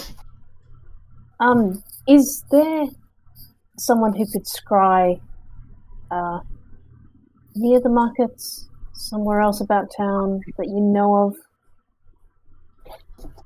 Yanel says, I can recommend you the mage who set up the runes around my house. Our house. Who's that? Just someone who has a good reputation in town. I want to go meet them. Of course. Today. Well, I'm sure they would be able to help you. It's for your friend, Colin. Yes. Right. Okay. Just expectations. Let's lower them in the gentlest way possible. We will try. But the Underdark is the survival rate's not good, even if you're in a team of mercenaries. And Just so you know. Oran, how many days ago, if let's say the worst had happened, how many days ago would you have lost him, do you think? If it's the same day that your caravan crashed. Okay, That would be about 7 days ago. 7 days ago, really? Mhm. Well, it would be between 7 and because they mentioned he fell down a cliff, or was he pushed down a cliff? Well, for example, if he fell down a cliff and succumbed to his wounds later, it could be between 6 and 7 days. You think? Ooh.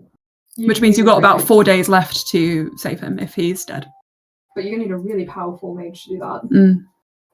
And luckily, you don't need an entire body. You just need a body part. So I'm sure you could find something somewhere. Still need a really powerful. Oh my criminal. god, that's so morbid. I know.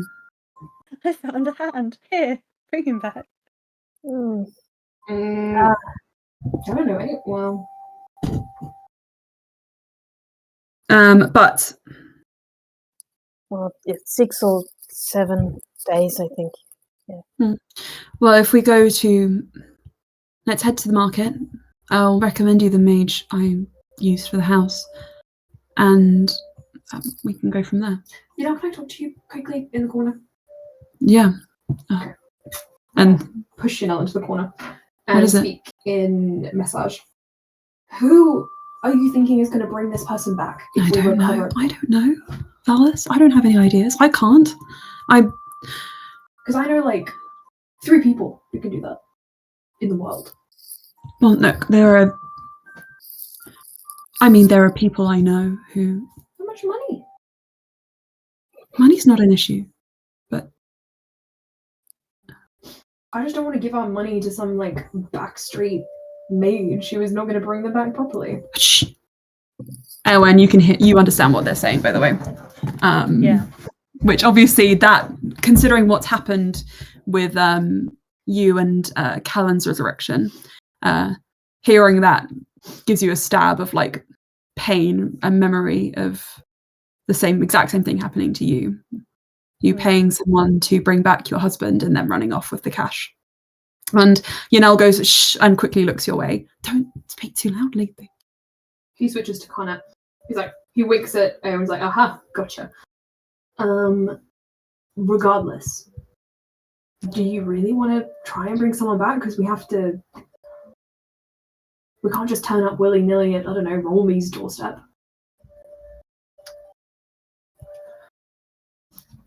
We can't go back to the Ice Palace. I can't. Exactly. But my family had connections. I have I know people, clerics. This is going to work out badly. Also, how are we going to retrieve a body part? I don't know, Valis. There are so many body parts in the Isn't it better to have hope for a future than nothing? No, because hope makes people sad when it's crushed. Right. Anna? Yeah. Do Valis and Yanel actually, when Oren was speaking to Roland and the rest of them earlier, was there an expectation that Colin would be resurrected?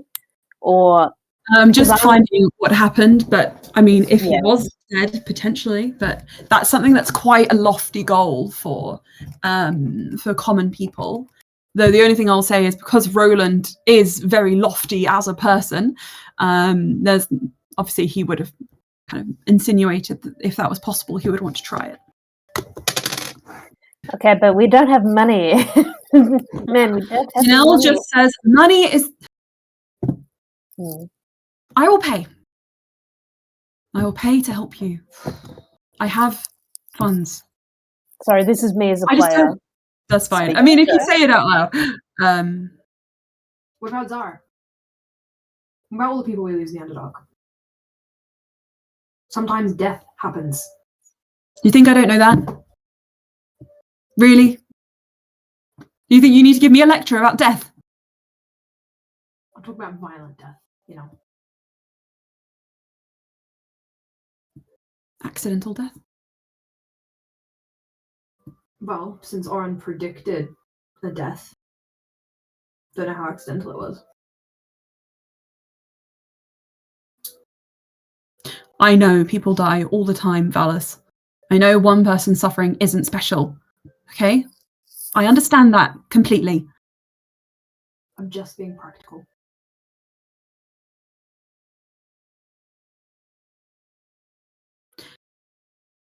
Besides, how are we going to find a body part in 3 days? You know what? If you want to get Oren's hopes up, fine. But I am going to be realistic. Closure. Maybe he's not dead. Maybe he's That's not what dead. I want. Maybe he's wandering around. Maybe he's made friends with the spiders. And It's the happened. bullets.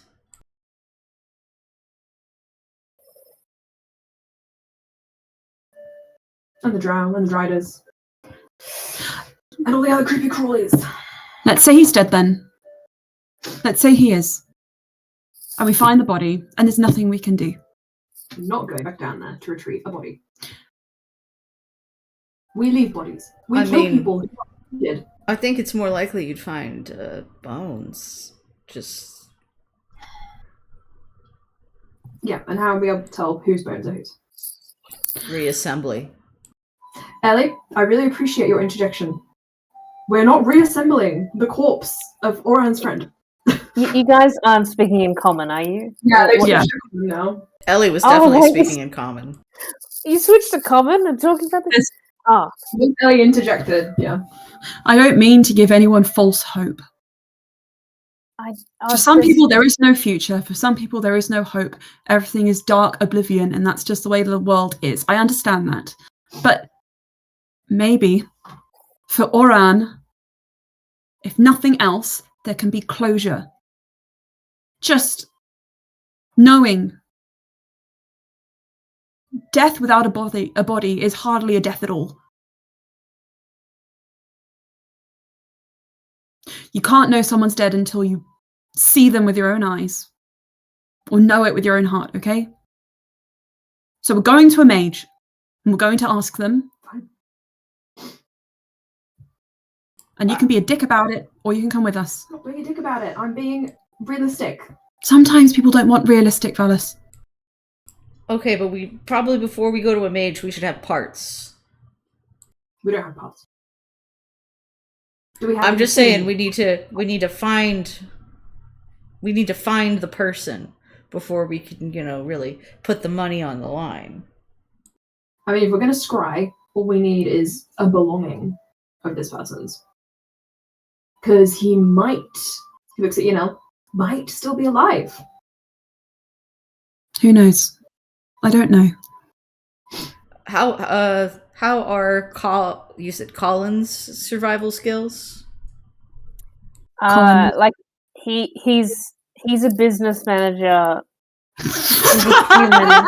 I'm just imagining a little salary man in the Underdark with his briefcase, like, Oh my god! So, are you saying he has no survival skills or some? Look, he used to work at Canary Wharf, and then his business went under. He used to have a gym membership. I'm not. We've travelled around a lot, but the Underdark is nothing like anywhere else we've been. So he's never been in the Underdark.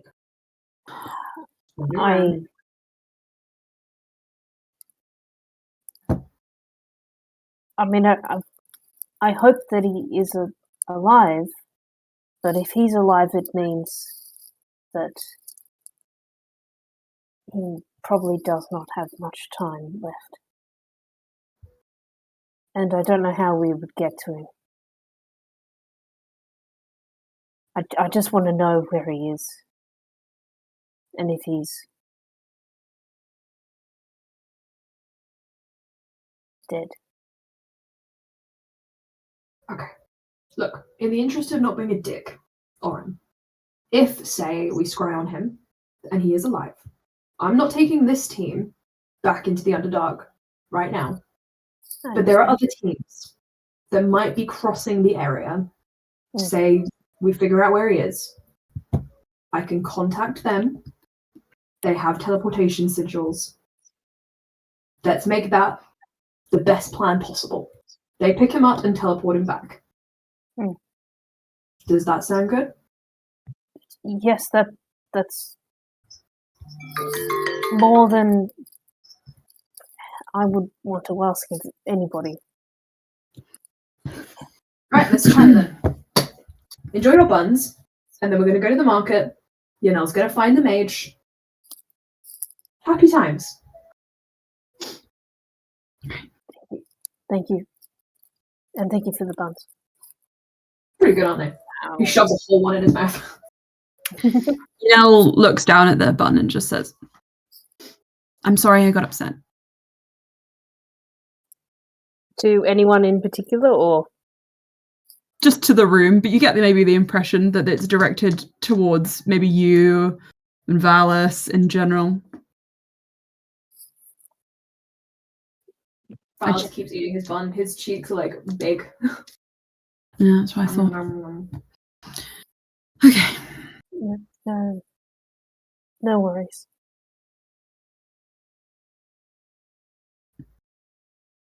When you notice Yanel gives you a wary look, how are you reacting to all this talk about resurrection? Trying to hold in her anger. Anger? Anger from her memories of what's happened, and still trying to get over what she's experienced. So is it safe to assume you're going into this next stage of the game distrustful of whoever we come across? A little bit? Yeah, I'd say, yeah. I'll keep that in mind. She's just brewing the last of her tea because she needs to get some more now. She's been so anxious. She's drunk it all. For sure. Yanel gives you an extra bun. This one has little rose petals on top. Cute. Oh, beautiful. I know a good tea shop. Let me try that again. The delivery was off.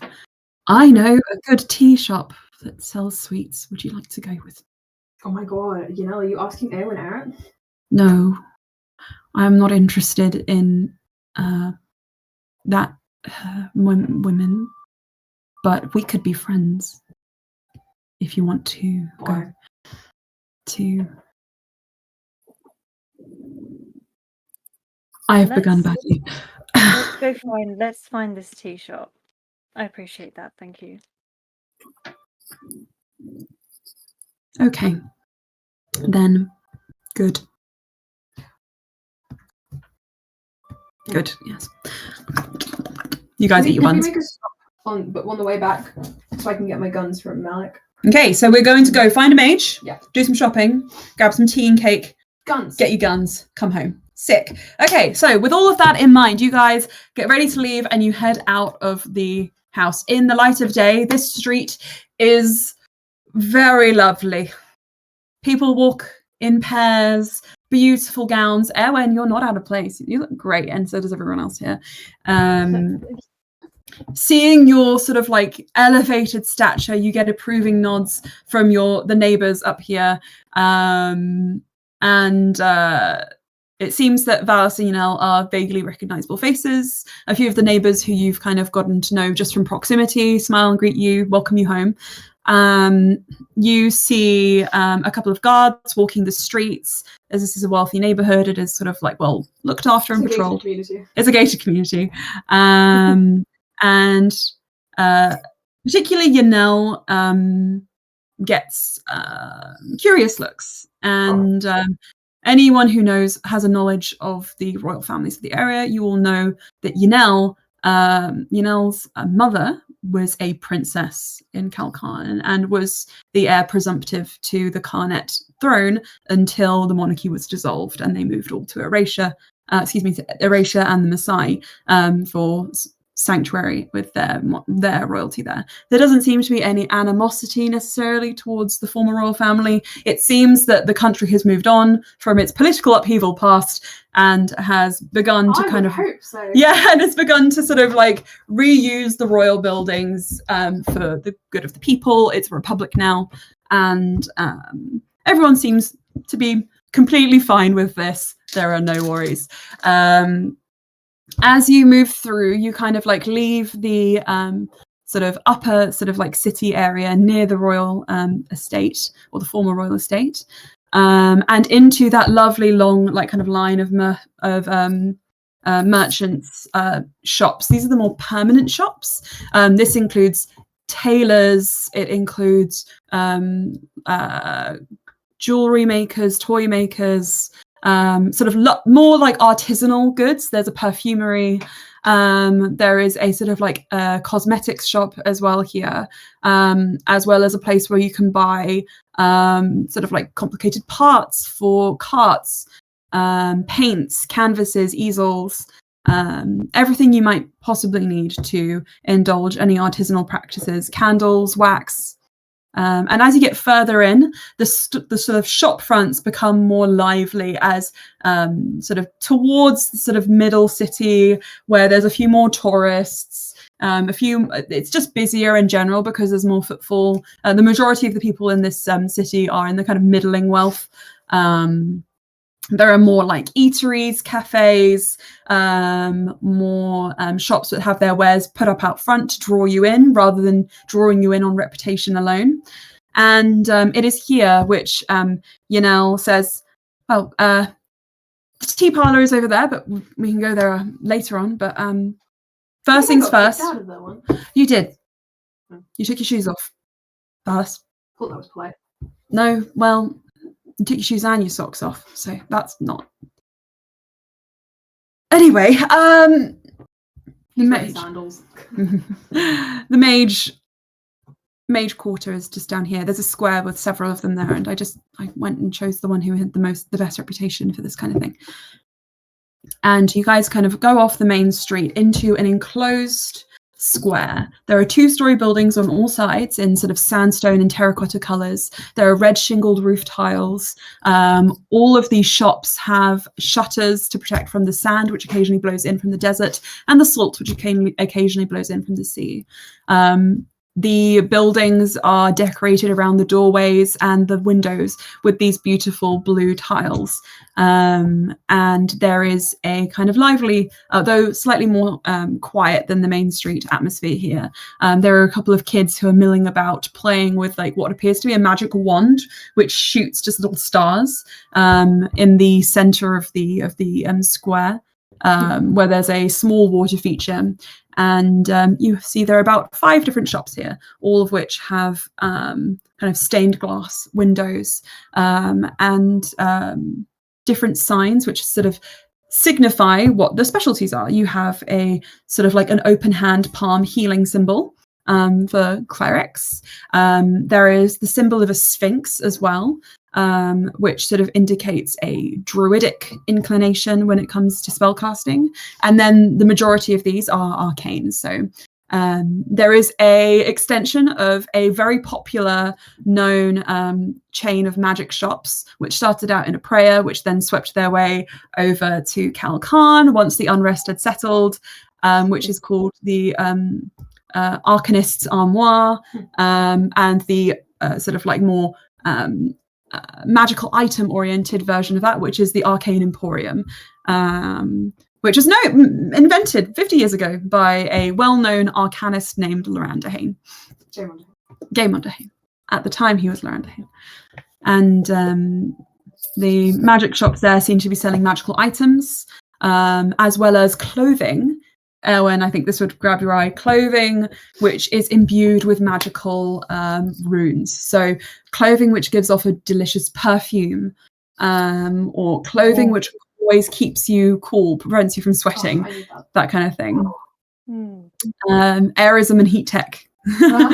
And on the far side, tucked away in a corner, just a hole in the wall with a set of stairs which immediately lead into a basement area, is a sigillary, which is a shop for basically purchasing runes. Yeah. Could you send me the picture, or send the picture of Alice's tattoos, because he's wearing a singlet? Of course you can. That's how you spell sigillary, by the way. Sigillary. And for Valis, let me just get him. Got him. I'll get a picture of Alice's back tattoo. Actually, no, you wouldn't see it. He's wearing a vest, but you would see his arms and his chest. Okay. 1 second. I want you to know this guy's inked up. What I think piercings Oran- can we see? Are they ones on his face? Sorry? What piercings has Valis got? Is it on his ears and... Oh, yeah. Okay. His piercings in the art as well. Yeah, they are. Yeah, you'll see them in the art. He has piercings everywhere. Yeah, sorry. Yeah, I'm man. thinking- That's all right. The art is a little bit lewd, so I'm just putting because it's just his nipples out otherwise. So I'm just putting a shirt on him to respect his modesty. nipples. I'm respecting his modesty They would see them. in his singlet. He's wearing a vest. Is it slightly sheer? Like an Aladdin vest, kind of. Ah, I see what you mean. Sorry, Yeah. pardon me. I made She's a wrong. mistake. She's trying to censor Alice. Alice does not want to be censored. Sorry, I thought you meant like a vest as in like a singlet. Free the nipple. My God. Show me his nipples, Emma. I am showing you his nipples. Give me a moment. I live to scandalize Anna specifically. You guys are going to just see him in his boxers. I hope you don't mind. Do you mind? Does anyone mind? I've seen all of him, so I'm... You have seen all of him. This is true.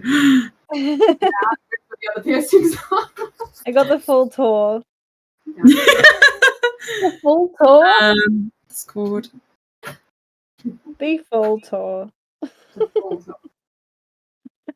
I'm going to put it in art so you guys can keep it there for posterity. Maybe I should put mine And I'll also put it in the chat.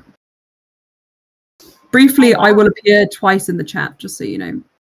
Briefly. Actually, I can't put it in the chat because I have to put it on my iPad. Oh, send it to me. I'll put it.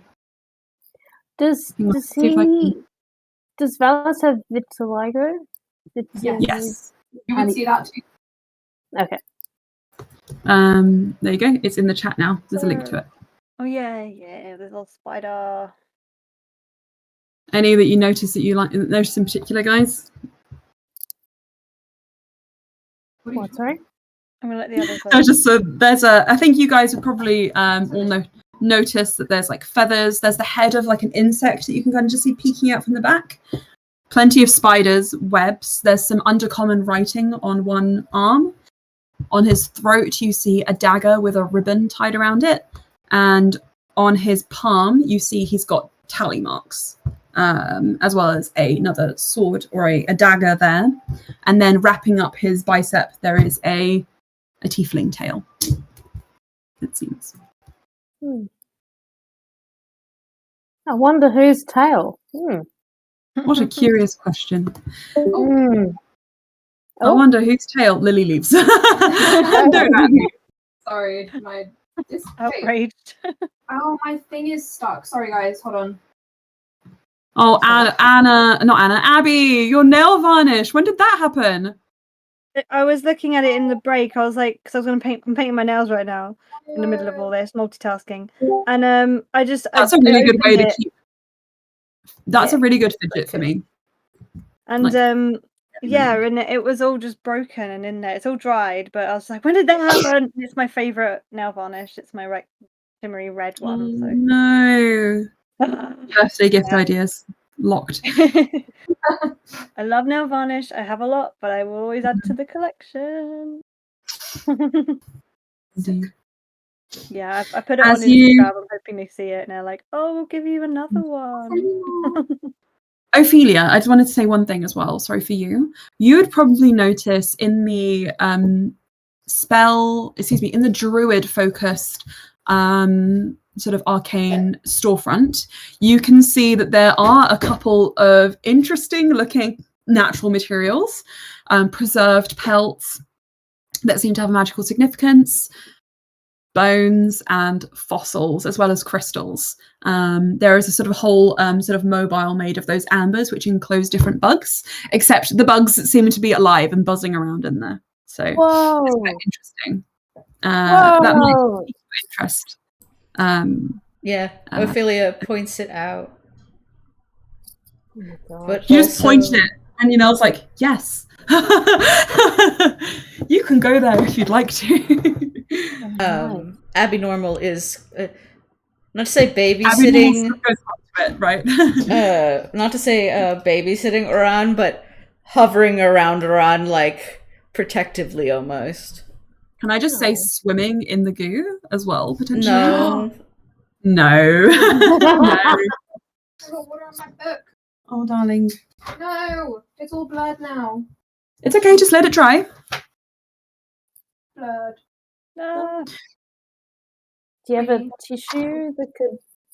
It's already kind of half dry. I must have not noticed it. Oh. It's okay. Sad. As you guys enter into the sigillary, the temperature drops instantly and it is cooler down here.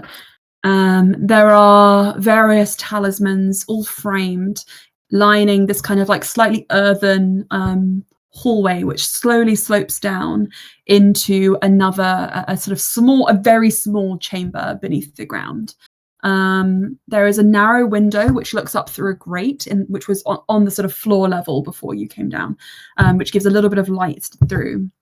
There is a mahogany desk, which is sort of like decorated with those same Carnet tiles, although rather than the standard designs, you see sigils of all different origins, different languages, different, you even see, Ellie, interestingly, there is one sigil, I think, that you would notice, which has a lettering on it, which is similar to that which is on the disc, which you stole before you came to Kalkan.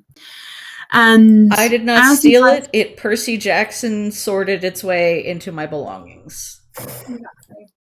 You stole This it is so back. true. You did steal it and then you get it back, and then it Percy Jacksoned its way into your belongings. Ellie has experimented with throwing at various distances and seeing how far it takes to come back. Indeed. Behind the desk, the sort of desk, there is a large sort of stone slab. It looks like a foundation stone. And there is a sort of chisel, a magnifying glass, like an eye, like single magnifying glass, which would be held in an eye, and a magic wand, which is in the shape of like a almost like a chip for carving into stone. And all in all, it seems to be a fairly standard sigillary if you've ever seen one before. For those of you who hadn't seen one before, it's very cool, very interesting. A mix between a stonemason's and an arcanist's shop. So sorry, this is the place we're looking to scry on something. Yeah. Yeah. And you come down here and you also hear there's a very light tingling noise, like as if a slight music that's playing in the air, and you look around and you see there's a little stone sigil on the front which is glowing up in like a spiral with like music notes carved in around it, and it's letting out a soft music.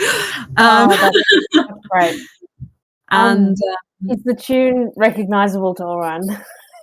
Is it Oran, this original tune? No, it's not. It's a folk tune, quite popular around Calcon. You know what? It's fucking by Beatty Sadacris. Fucking hell. They're playing Baby Everywhere. They're so overhyped.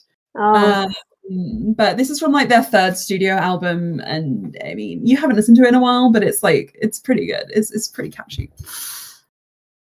And as you guys stand there, you see in the far corner of the room there is one other archway, which is a bit more narrow, which is covered by a velvet curtain. And as you guys are milling about looking around, the curtain is pulled aside, and you see a young looking man appear from behind. Although upon closer inspection, it's hard to tell because he does appear to be at least part elf. Tiefling horns which kind of curl neatly along the top of his head. He has slicked back hair which is tied in a knot at the base of his neck. He is wearing a red sort of like silken robe which does up to the neck and V's down the front with the outer layer, and it sort of just flows behind him. He has a sash kind of around his waist, sort of like coppery skin, and his eyes seem to have that sort of more infernal tiefling look where there's black and then there is like a sort of silvery gold in the center. And their hair is the same silvery gold as their eyes. And sorry, I said they. I always slip into non-binary pronouns eventually, but just because it's the most universally useful. But he approaches you from behind the table and takes a seat by his sigil, and he just says, "Please look around.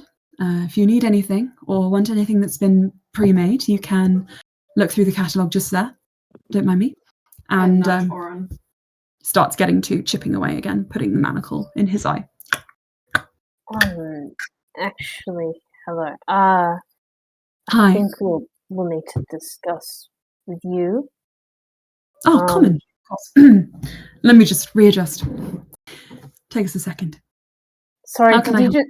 did he just say Colin? Common, because you can't speak Carnet. Oh, I thought I heard sorry. Colin. I thought I heard Pardon me. Colin as well. Pardon I was like, me, oh my pardon me. No, don't worry. Run away! gosh. Another prophetic person. Plot twist. I'm Colin all along. Yes, sorry. I don't speak Carnet.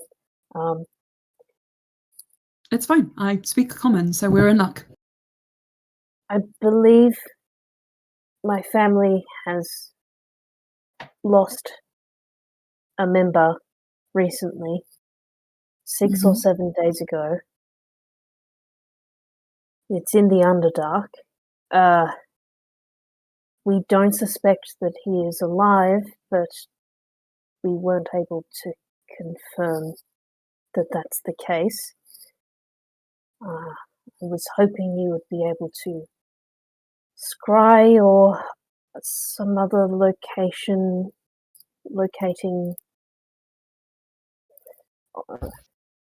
object, and see Right.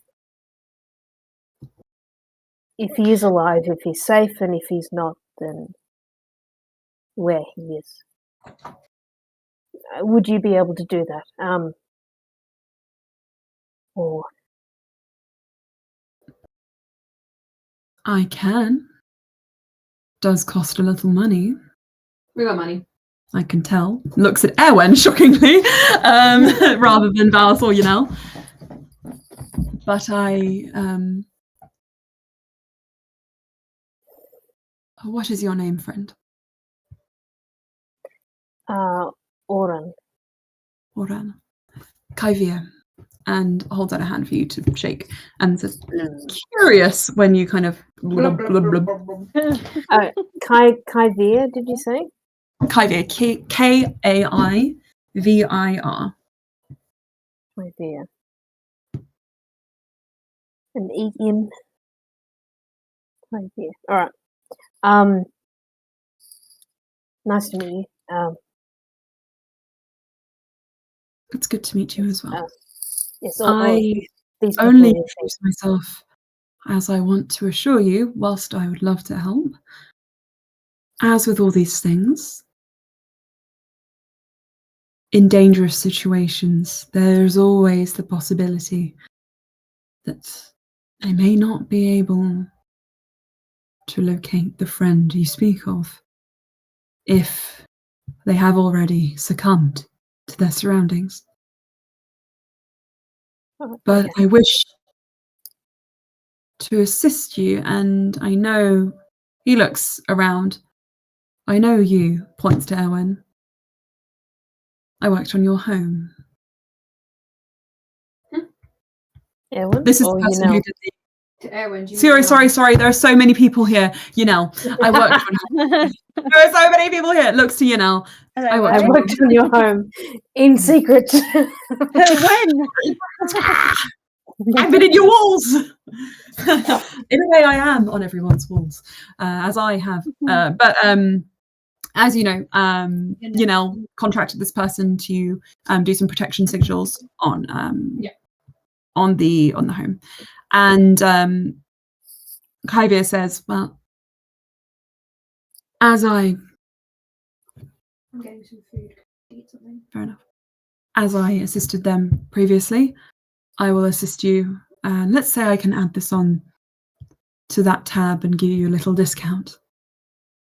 In the matter of the heart, I understand money can be tight, but need can be great." Thank you. And nods to thank you. It's fine.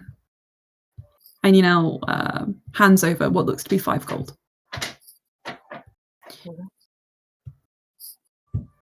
And Kaivir counts the coins, sets them into a little till box, puts it beneath the counter, and then says, "So, a scry, I'll need something that belonged to the individual. And we can say that you have a couple of things which, just for the sakes of brevity, which Roland would have given you to help you kind of settle in over at Yanel and Valis' house, which could, if you'd like, include, say, a trinket which Colin would have given you, which can suffice." Oh, what would Colin? Oh, you know what would be cute? Maybe it's the idea in my head, like one of our first like tips in coin. Like it's only like it's one. Is a bronze piece? Is that the lowest, or is that A bronze piece is the lowest, yeah. just one? Copper piece. One copper piece. Sorry, that's been like flattened, so it's no longer like currency, but like it's just like, oh yes, when we started, I don't know, yeah. Read it into a Yeah. Like So like putting a penny on a train tracks to flatten it out. yeah. It might have. Oh no. Yeah. Okay. Yeah. I think that sounds. That's certainly a sentimental. Yeah. It's passed through his hands. I think that they'd explain that. Yeah. And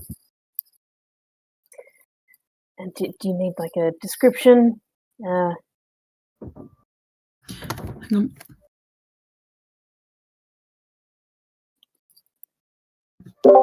So, no, just the item.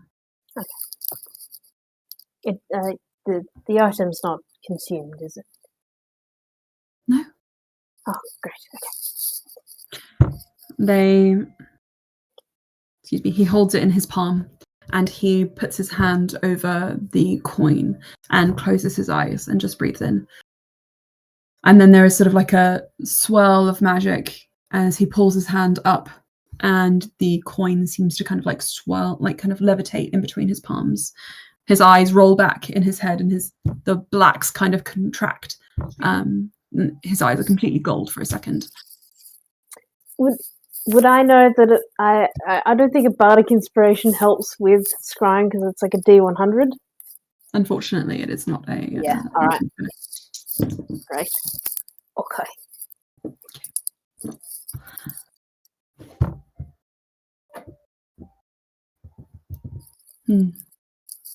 There is a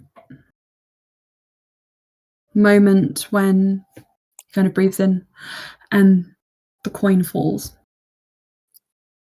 You are lucky that you did not go too deep into the Underdark. The Underdark is considered a different plane of existence, but we have so many entrances to other planes, this part of the world, that there is a blur between the planes, and it seems the scrying has worked. And he says,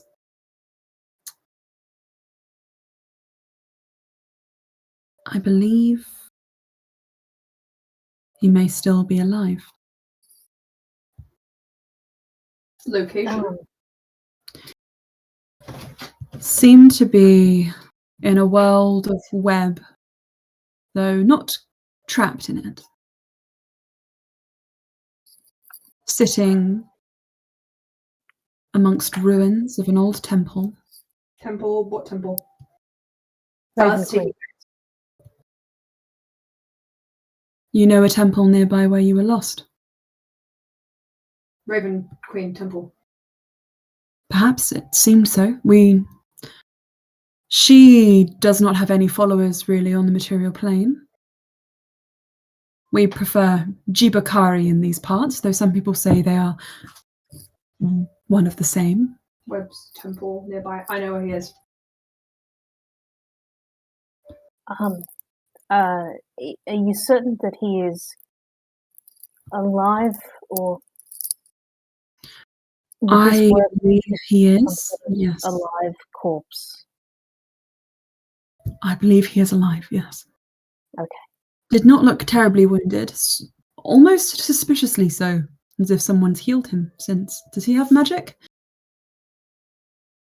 Unless it was a hobby of his that he really hated for some reason. No, he should not have magic. No, well, Ooh. it could be that he is in safer hands than you'd expect from the Underdark. If he has been healed, he did not look wounded. He was sitting as if resting at the edge of the temple. Yes, there were webs about, but none of them really seemed to be causing him any disturbance or pain.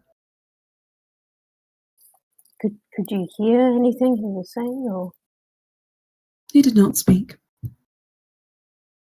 Okay. Hey, good news. Yanel smiles. Good news. Yes. Okay. How did he survive the fall? A really good question. Well, if he is alive, I believe you have means to celebrate. And if he's alive, we can ask. Are there any other services you would need from me? I can provide other spells, runes, and sigils. Or if you'd like to have a look through what I have on offer, pre-made, please do. If you need a fridge, I can make you a fridge. Shockingly. Cooling runes to make a cold box to store food without using ice. Wow. Hmm. Cool. Well, that's cool. While this is happening, I would like to contact Malik / the Masks about the search party in that area. Okay. So you notice Valis tries to use his sending stone and then goes upstairs to get some better signal. I don't get good signal down here, it's too much magic. Goes upstairs. Yunel will excuse themselves to just follow not too far behind. Not so close that they're imposing on you, but so they can keep you in sight. Valis, you go upstairs and you can use your sending stone. I will try Malik first. Okay. What? Good morning, sunshine. So, about the scouting parties currently in the Underdark, how many do you know have gone through your doors? Through mine, since you guys know one. Before you guys, there was a group who went out. I'd say there was 4 of them, all masks. They were looking for a specific group of children, though, so they'll be quite busy. Should be expected to come back this way within about a week. So they'll pass by Old Mighty's area. Yeah? Think they could just take a little digging around there? We might have a hostage in the area. Depends on if there's kids with them, but we could try. They can teleport the kids back if they want. That's true. Well, let's see. I'll message them and see what I can do. Okay, we're looking for a... Hold on. Pops his head back down. Aran, what does Colin look like? So Emma, I haven't thought carefully about what Colin looks like. For some reason in my head, I'm You're going to thinking need businessman from another world who was transmigrated into D&D Fantasyland. I only have in my head Laos from Dungeon Meshi. Oh, cool. For some Okay. reason. I can work with that. Blonde, human, slightly bulky, Okay. far away look in his eyes. Right. Probably eating. Obsessed with Understood. May or may not have an abacus on him. Right. Okay. They said that was an important detail. I'll keep that in mind. I think that was- Raven temple, potentially. Damn. Any thoughts about my offer, by the way? Haha, we're gonna drop by later for a pint. I'll take you up on that, and he hangs up. Great. And does anybody else want to buy a spell from this gentleman? spells are on offer. The tiefling smiles at you and he says, Resurrection. True resurrection, no. Well, as you saw, I have a finite amount per day, but I will keep the cost the same for you. Scrying, sending, various charms as well, protections, and I sell glyphs. And for a very high price, teleportations, but don't tell anyone. Ooh, can we get some teleportations? Very expensive. I'll straight to you guys. How expensive? 10,000 gold apiece. What about... Because it's illegal, you see. I have to drive a high price because otherwise the government comes calling and I have no way to pay for the fines. I want to make these services available to more. I do make my services available to those in need. Valis, you know that there are a couple of merchants around the city who are known to provide teleportation sigils for free to the masks, so long as they're used, obviously, to help save children. Yeah, Valis wants some for us. Says, like, I donate what I can, but what about... otherwise you can pay 10 gold and you can wait your turn like everyone else. What does the scrying entail? What does that do?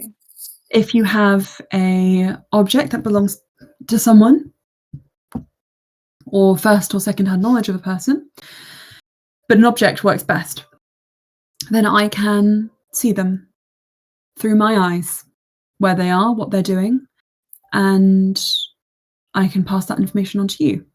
Of course, there is every possibility they might resist. I can also give you spells which you can use for later, one-time uses. These things can include a zone of truth.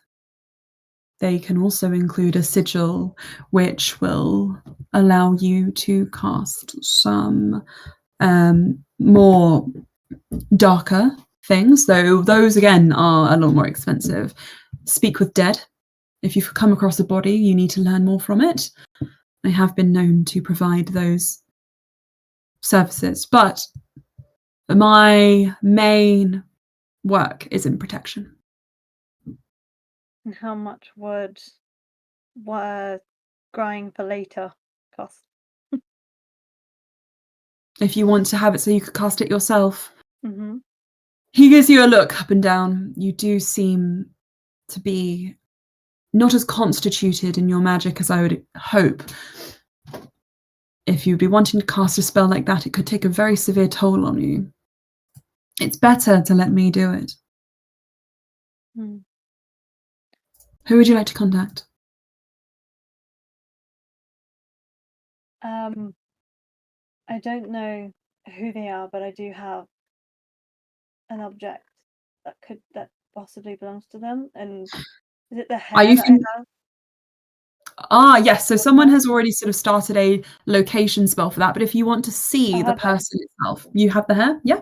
Yes. Okay. Hang on a moment. I need to go How through much mine. does that cost? 5 gold for you as well. I'll extend the discount. Usually these things are 10. Emma, Yes. Valis has a sending stone, but I can't find the details that you customized it with. Is it a certain number of minutes? You roll every day a d20 to see how many minutes you have. Okay, and if I have an item from Colin, I could potentially Message him. message him. You could, yeah. But usually a sending stone requires that they have a stone. It would be a sending spell. Would be sort of more... So the sending stone can send sending. Yeah, that should be fine. I think you can do that once per day then, to someone who Okay. doesn't have a stone. When Anna comes back, Valis will offer that to her. Okay. So, Erwen, you offer over the hair, and Kyvia looks it over and says, "This is very delicate, but it is a piece of natural matter, so it should give me more than enough to work with." And he closes it in his palm. The same thing happens again, and his eyes roll back. Ah, powerful individual. Interesting. Perhaps a mage. And he winces, but he says, "But I'm through." Nonetheless. And after a moment, about a few minutes of casting the spell, he lowers his hands again, closes them, and offers the hair back to you, and says, "You all come from far-flung places, don't you? This hair belongs to a merchant. Not unlike myself, actually. Interesting, you should bring it to me. Have you ever been to Akiriuri in Erasia?" Have I? That's where you're from. Yeah. Yeah, I'm looking at my notes. I'm like, yeah, I've just seen the word yes. Yes. You showed me through this a shop similar to mine. Interesting. A specialty in custom spells, magic. Raised up from the snow, blue stained glass windows, reinforced for the cold. The individual seems to be elven. Long hair in this colour, which is a kind of a greyish brown.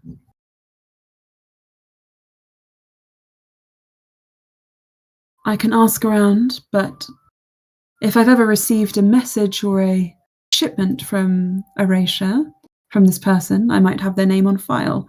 I believe I took some wares, made a purchase not too long ago, and he stands up from behind the desk, moves to the curtain and goes to the back of house for a moment, comes back a few minutes later with a logbook in his hands. He's flicking through it and he says, I made a purchase of raw materials, which can usually only be found in the colder climates, sourced in the Mensej lands in the Maasai, wholesale sold to a mage named Alfarin, Alfarinn, who then sold them on to me in more polished, potent qualities for use in sigil work. Though from what I know of his establishment, he does not sell mass-produced wares, only custom items to individual clients. Oh my god, to individual clients. And actually, Erwen, you know of a shop that matches this description, not too far from the antique shop you used to visit with your friend, which is run by your friend Janelle, a divination specialist. As Akiriri is a rather up-and-coming area, it attracted a lot of innovative thinkers, and some of the people who graduated from the university there went on to establish their own magic shops in the area as well. Though, like I said, it is more custom. It's couture magic. Yeah.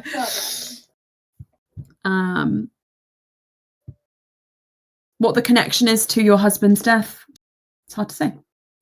You'd need to investigate to find out more. Does that help you? It brings me closer to possibly what I need to figure out. Yes. Thank Of you. course. So curious. What do you need to figure out? I'll tell you later. I hate when they say that.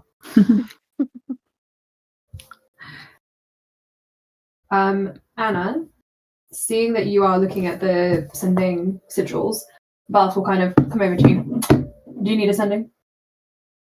Oh, Because I can do it for free.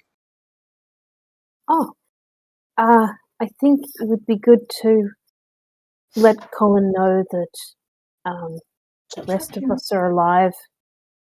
I'm not currently with the troop. They're in a safe place, and Colin should expect some people from an organisation to help bring him back to the service. Sure. I can do that. I need that trinket though, and I'm gonna need to potentially keep it. Okay. Back to you when- For the time being, we're staying together. So, yeah. Stay together always, he pats you. And then he ties it to a ring of stones he has. He's like, I'm just gonna need like a little bit of time, and he starts like connecting it into one single weave. And he will do a sending when it is finished, Gemma. Okay. Sorry guys, my iPad is dying and it doesn't seem to be charging at all. So There you this is... No, it's not. It's not charging. No, it's on 1%, even though it's plugged in. And I plugged it in there and it Try didn't. the other charger. I did just then. It's not charging, so that's great. Good for me. Send the notes to your computer. I have them on my, yeah, but it just might mean that I have to take it. Things a little slower. But that's fine. Does it ever happen where you have to like swap the cable around? I've done that. Yeah, okay. Right. So as you so what were you cast your spell, Valis, to do ascending? Yep, he'll do ascending to Colin. And he'll be like, this is Oran's best mate. Stay put. Drow. Coming to look for you. Mm-hmm. You can trust them. Families alive. Family alive. Living separately. Kiss, kiss. And that's it. Okay. Thank you. As you send that spell, there's like a moment, and then I believe you. I'm very trustworthy. I'm safe, I think. The people here are looking after me. We'll wait. Kiss, kiss. Kiss, kiss, kiss. XOXO. Lots of love. Valis puts the stone down. There are apparently people with him. That does not bode super well. I'm going to let Malik know about that when we see him. Because if he's in a temple, there's all likelihood there are Raven Queen followers in the Underdark. There's a lot of weird people in the Underdark who follow weird gods. Looks at you now. But we have to let him know. Just for their safety. Mm-hmm. Okay, thank you. But he seems fine. You're really lucky. Mm. Hope you stay lucky. And he just walks out. Cool. As you guys leave the sigillary, Ophelia, you seeing the bones in the window. If you'd like to investigate, you can. But just sort of for the sakes of giving you a hint, the one of the bones that's sort of assembled in the window looks like it could perhaps have once been a creature which had a grand, beautiful wingspan, but now is kind of articulated in such a way where it looks like a vampire bat kind of crawling around on all fours. Like a very combo weird of a vampire bat with a toucan head. Yeah, pretty much. Yeah. This is a Dimorphodon, so if you are interested in taking a closer look at this, you can go and get it. Dimorphodon? Mm-hmm. I'm gonna be right back. I'm gonna go see how much that little friend is in the window. See if Abby Normal wants a friend. Yeah. Abby Normal wants a friend. They are like pressed up against the glass, like wiggling their like kind of wiggly shrimp legs. Have a little bone too. Oh, they do. They do have a toucan-like face. That's so weird. You head inside and you see that the druidry is much more kind of like herbalism and focused rather than body parts focused, as most druids would want. It seems to be a place where people can come to examine different animals to broaden their knowledge of what they can turn into, as well as providing various druid spells. Obviously, if reincarnation was ever necessary, this is the kind of place you could go to get that, though I guess it would be expensive. And as you approach, there is a young woman with red hair who looks to be a dwarf. She stands on a footstool behind the counter and is currently mixing a poultice. And she says, "Clearance sale, everything's half off," to you and Carnet, and then when you give her a blank, says the same thing in common. Very cool, very cool. What you making? Healing potions. Half off. Very cool. Yeah. You think so? You can buy one, if you like. I would like to buy your bones in the window, to be perfectly honest. You guys kind of all cram in. More customers! Clearance sale, everything's half off, everything works perfectly fine, don't worry. Can I insight check this out? Yes, you can. Ellie believes her. Ellie believes her wholeheartedly. Yeah, She begins disassembling the bones in the window for you. And Oh no, says you they will- don't need to disassemble them, but I mean, yeah. We can just disassemble them right into this filing cabinet right here. Okay, starts packing them up in little tissue paper for you. 18. Don't take the healing potions. They might be off slightly. Valis whispers this to everyone.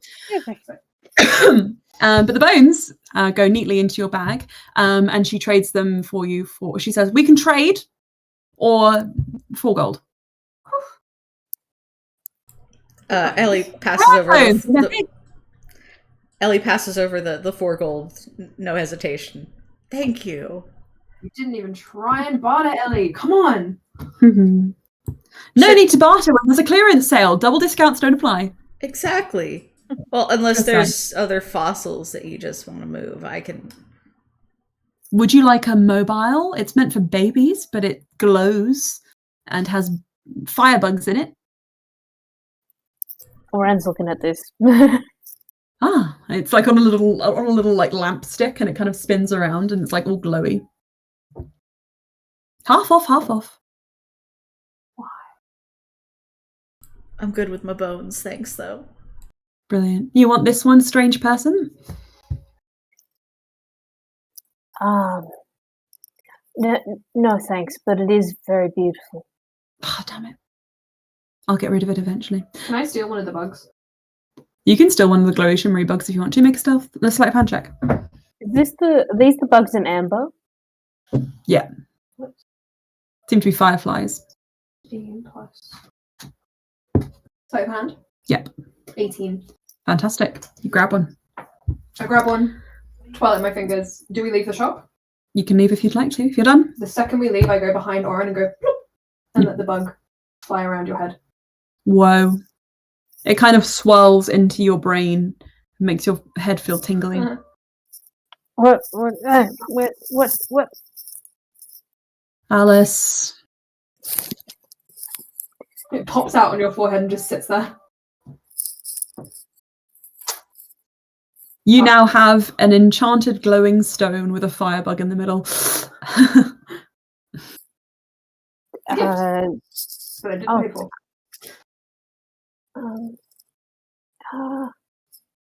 Thank you. No one saw you, right? No one ever sees me. Oh, okay. Is the bug gonna stay alive? Can I investigate the bug? You can make a nature check.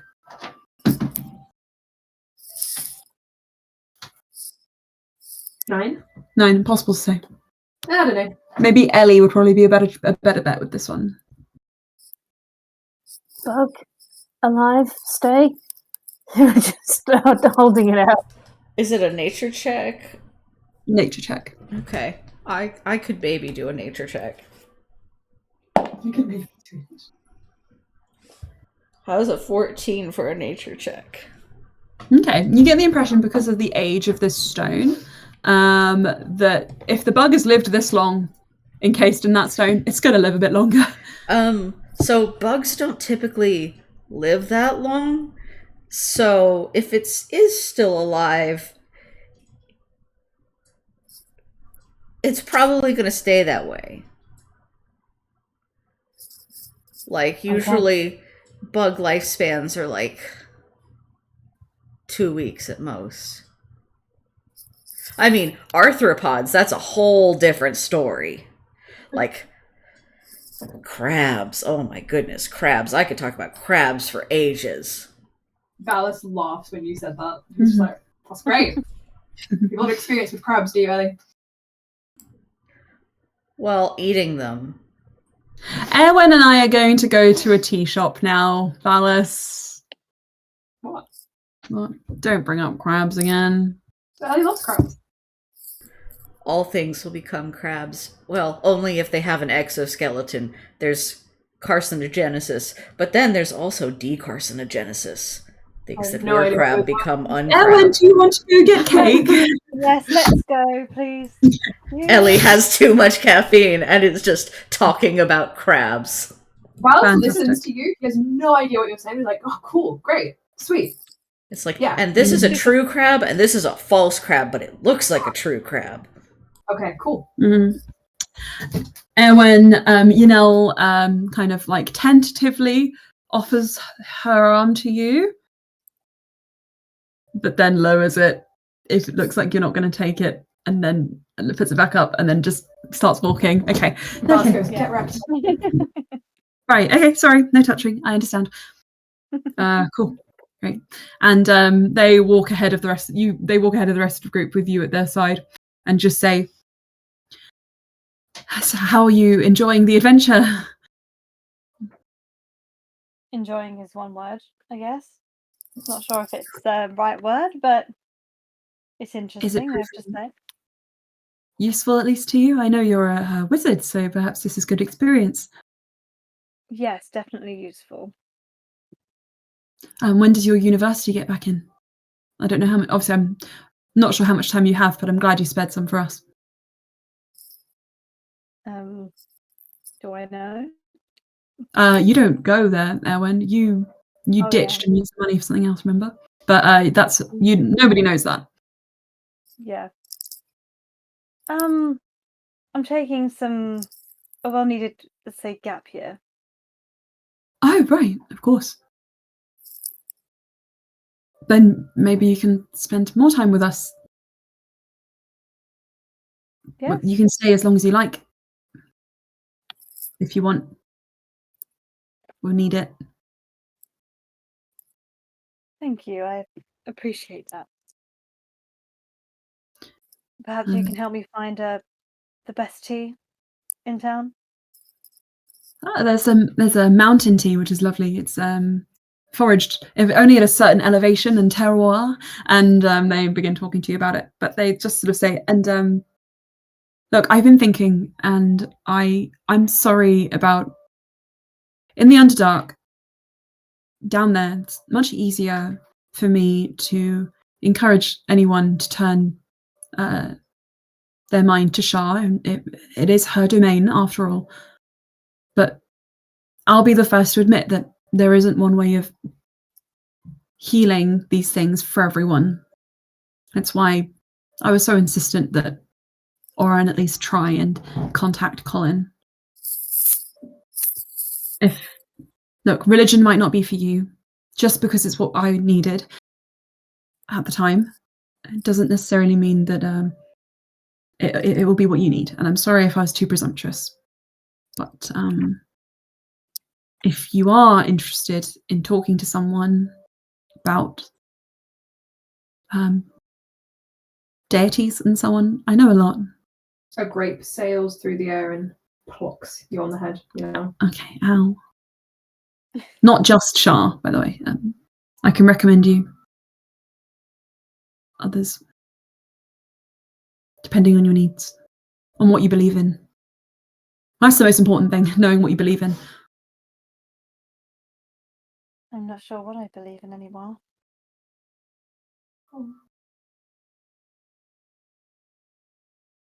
I understand.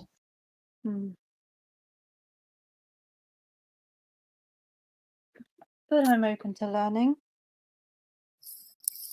If you feel there's a deity that could help me in some way, I'm willing to learn, I suppose. Well,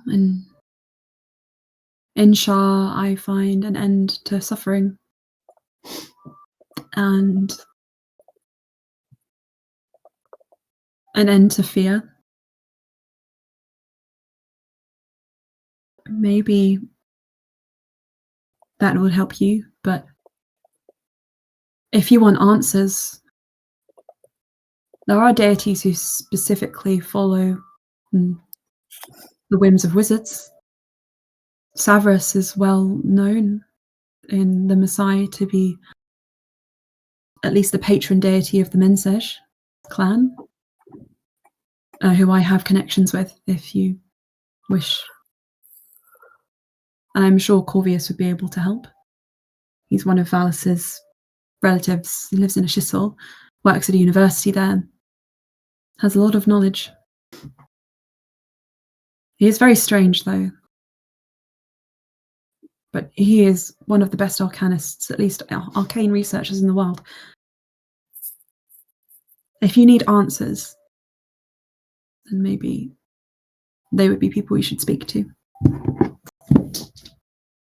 Answers are what I'm after. Yeah, so I would appreciate your help. I want to help you. And if you wouldn't mind helping me a little, I'd very much appreciate you not telling anyone that I'm here. And that includes Zarina. I know she may already be aware of my location. It might be too late for that. But if any of the royal family knew that where Valus and I lived, it would be problematic for us. I think I can trust you, but I'd like to know that I can. You can. Cool. Okay. You can. Tea time. Yes, I need some tea. Now I know that Abby doesn't like tea, but Abby does know Erwin nothing about loves tea. Abby knows Erwin nothing adores about tea. I'll tell you all about tea, Abby. So I think that Learning. Unal would bring you to a tea parlour, which is not just tea, but also has cakes and sweets and things. Traditional Carnet options, and you guys can stock up as much as you like. We get coffee as well as tea. You can get coffee freshly ground, really nice and fine, so you can brew it with spices. You get chucks pepper in his coffee. It's the weirdest thing I've ever seen. Yeah, it's on the menu, but not in the quantities that he provides. There is a specific black tea with chili and cardamom, which apparently is very popular, and then there is a sweet tea with rose and flavored with different nuts and florals as well as the mountain tea, which tastes like honey and is very delicious. The sweets are very Turkish in inspiration, with a bit of an Italian and a Greek touch. So Mediterranean, think like Turkish delight, candied nuts and bread, nougat, yeah. And you know what? Seeing as you guys had a pretty shitty time, spares no expense in buying a little bit of everything for you guys to try. Yeah, for you guys to try. The smells of sugar, the taste of delicious teas, you bring it out with you in sort of little takeaway cups, the liveliness of the market, all of it serves as a decent enough distraction, at least for the moment, from all that you have endured and the horrors that you've seen in the Underdark, at least over the last few days. You pass by a few shops with clothing options, which you guys can, of course, make a purchase from. Any specific things you're looking for, you can message me about so that we save some time. And we can discuss how much that would have cost if you want anything custom made at all. I imagine you guys all have about 2 or 3 outfits with you that you would have been able to pack, with the exception of Erwin, who probably has 6, because you've got a double trunk. And if you want any specific magical items or are looking for anything, message me about them and I'll tell you how much they cost and where you can get those from.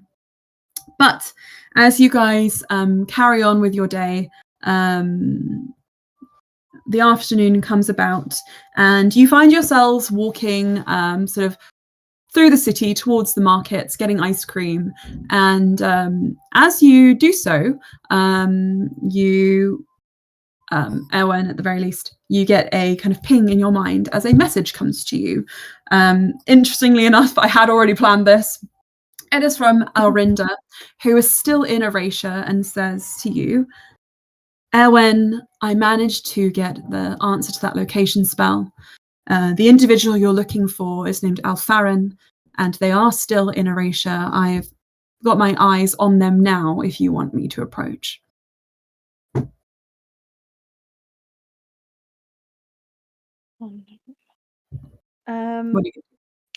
This is still you can tell this is the same person they mentioned, that Kyvir mentioned, but Arinda was already kind of on their tail a little bit,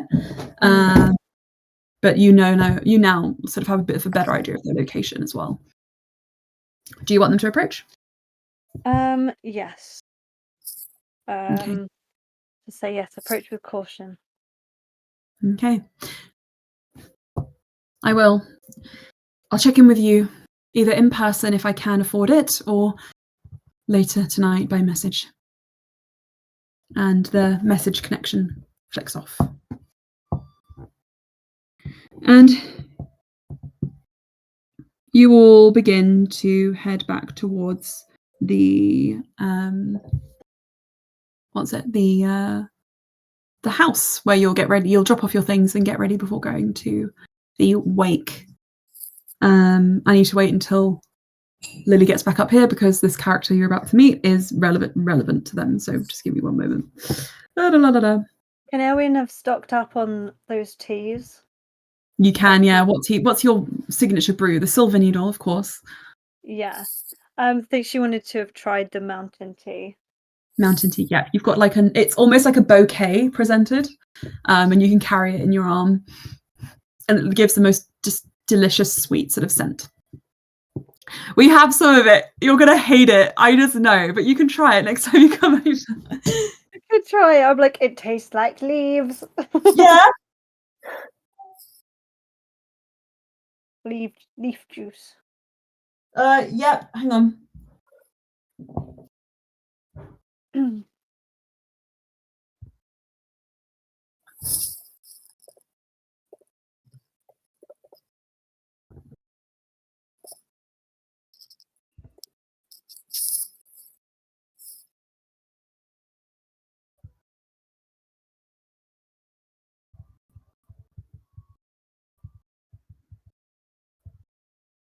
How much would that have cost me? Just so I can keep on top of The that. tea, that would be about I think 5 silver. 5 silver. Oh, cool.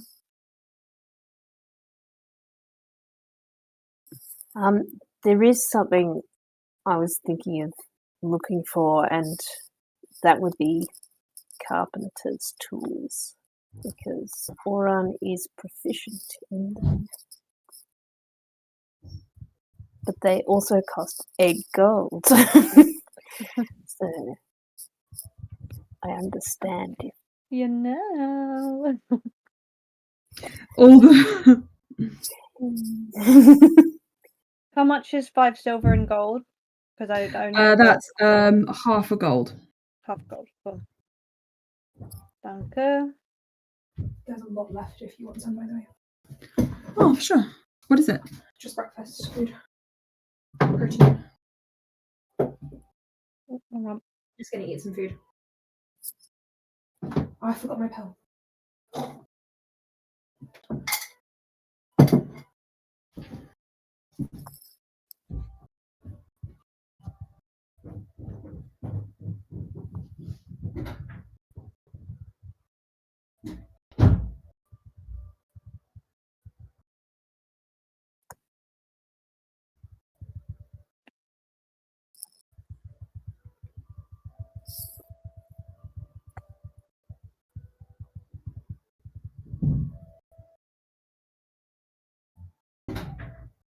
Are we still recording? Yes, sorry, hang on.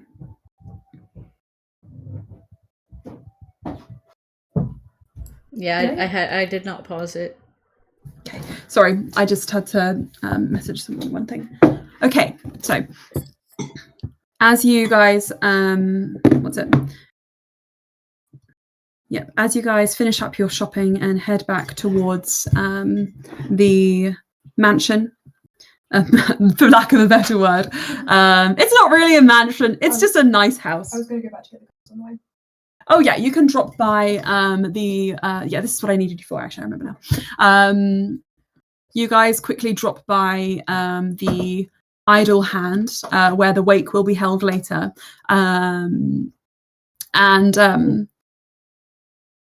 Not the lockjaw. Fucking hell, they keep getting confused in my brain. The Idle Hand is a sexy one. The Locked Jaw, where the wake will be held later, where you guys have been dealing with the masks mostly. There are no drow here at all during the day, which is quite interesting, except for obviously Solin and Malik, who work the bar. And once you go inside, it is open to the public again, and Malik is there kind of pouring pints and divvying out glasses, whereas Solon is working the tables, bringing food and so on. And when he... As soon as I go on. Okay. I think something you would all notice is that the moment you guys get close, Yanel drifts back to Valis's side. And you realise a very odd thing, but you don't know why it would be odd, I guess, but it seems to stick out to you, which is that every time Malik has been in a room with Valis, Yanel has also been there. There has been no instance in which either Malik or Valis have been alone together. And Yanel sort of like follows on Valis's like heels as you guys go in. And Malik smiles at you, Valis, and then scowls at Yanel, and then says, "Guns, right? I'll grab him." And he goes out to the back and comes back with a sort of locked case, which he kind of like motions you to stand on the side of the bar that he's on. He pops it open and shows you, and you see that you've got your 2 guns, the correct ammunition, and your tinker's tools, as well as a couple of your materials are in He there. like smushes his face into them and kisses the guns. He's like, my baby. And he says, the things you were working on, a couple of the like half-finished ones, the ones you were repairing, they're back in your apartment. But I guess you can store them there if you're only going to be using a couple of them. No worries. And actually, I do have one more thing, though this is completely irrelevant to you, Valis. Sorry. I know. Shame. Sucks to be completely irrelevant, doesn't it? I'm not completely irrelevant. Oh, Valis, you've fallen so far. It's such a shame. He slaps you on the back and sort of affectionately gives you the guns. And he just gives you a wink and smiles. He's like, kidding. Though this did come for you. Someone knows you're staying here and passes a letter to you, Ophelia. Okay, cool. Cool. And when you look at it, your name is written on the back, but it's your nickname, Ellie. And you recognize that it is actually written in your father's handwriting, which would be Darius. He says, I ain't got no time to stick around for your personal correspondence, but maybe somebody wants to contact you. I'd read it. Valis, just warning you, Nizana is acting weird tonight. What do you mean weird? She's always a bit weird. No, I mean more. Look, the masks are tight, but she is their leader. Sherlin has had a couple of them come to her, letting them know that they were uncomfortable with the way she's running things right now. I would just stay wary. I don't want a fucking fight at a wake. We've had a few of those. Got another one. Just to be really, like, brutally honest, I've really been thinking some soul searching, and he switches to Undercommon. And I think I may have overpromised Nizana things. Well, she did want to marry you. Chucked you out of the masks because you said no. So I don't know how she could get the wrong idea. Well, I mean, What did you promise her? that's And the thing, are I you- don't really know because I don't remember. And why are you keeping this from me now? Because I know that you wouldn't be saying this shit in our language if they knew. I don't want to upset them. He takes his You promised to time. do some weird sex games with them, didn't you? I don't think so. You sure? No, that sounds like the kind of thing you'd do. No. No. But the thing I do know is I don't want to marry her. I don't want anything to do with her. Yeah, you know what? I could have told you that when you first told me you were getting in a relationship with her. I told you it's bad news, and yet you did it. It wasn't a relationship at the time. It was a like casual thing. Did she know that? I thought everyone knew that. I didn't know that. I think I made myself very clear. You now seem to think otherwise. That's because you didn't make yourself clear to you. Why do I need to make myself clear to them? They're irrelevant to me. If a fight breaks out, I don't want any of these people, he gestures to everyone, getting in between. So kind of need you to be aware if she's gonna stage anything or if they're gonna stage anything, and then I need to know about it. No one's staging nothing in my bar. I'm just passing on the information. Okay, I don't work just for the masks. I work for anyone who wants to get in the Underdark. Okay, He as long grabs as they're good Malik's guys. shirt and gives him a little shake. You are not gonna let me get dragged out to the I'm alley and not. shanked. That's not. But I'm saying that, and they start this like you can tell the Undercommon is escalating. I'm not letting anyone shank you, and I don't think she wants to shank you. I think she wants to shag you, Valis. But look, to be brutally honest here, So turn up fast. tonight. If you turn up tonight, just be ready for her to pull some shit. I don't want to be ready. Okay, I'm just telling you.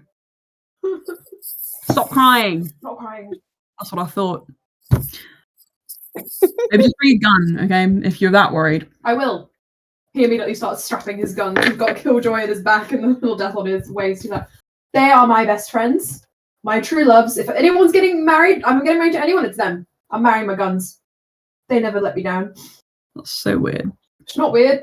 He pushes Malik away and walks back to the group. It's just let me down. Again, men, isn't it? Right. Okay. Well, I didn't understand any of that, but I assume you had an argument. Oh, Good. yeah. What a shame. What a Oh, shame. Ophelia, you got a letter. What does it say? Ellie's already I'm- reading the letter, like, was completely ignoring the argument. Ophelia, your letter is going to come to you in your thing. And I'll send it to you.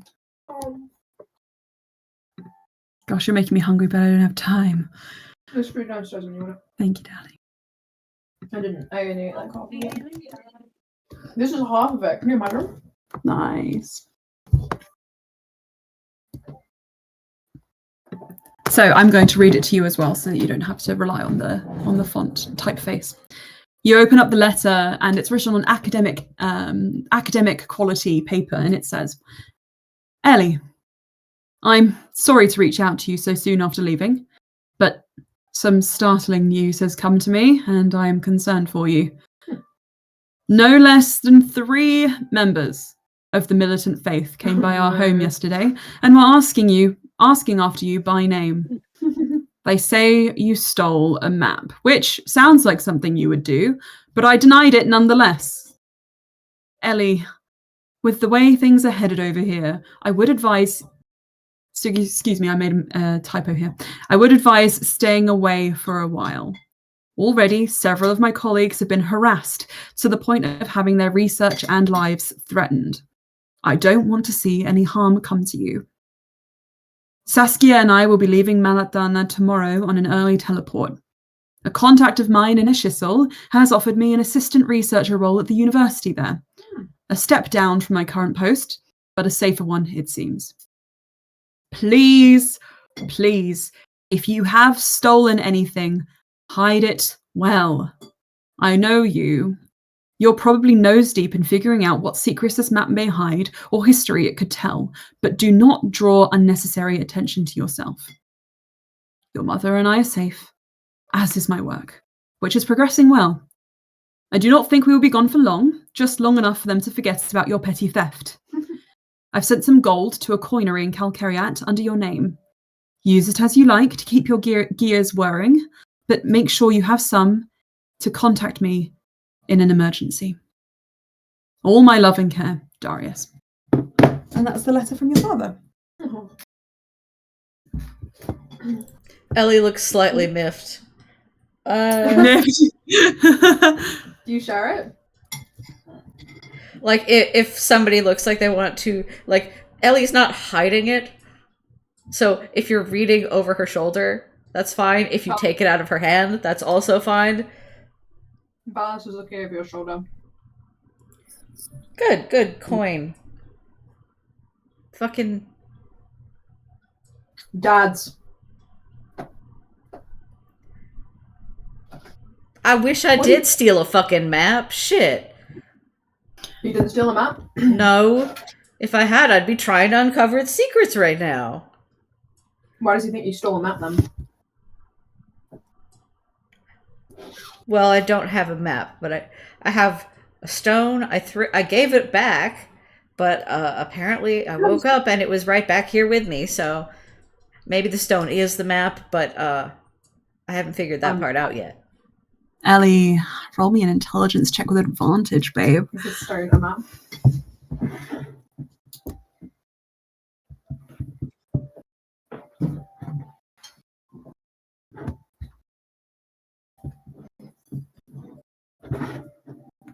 It's the most emotion I've heard in Ellie's voice.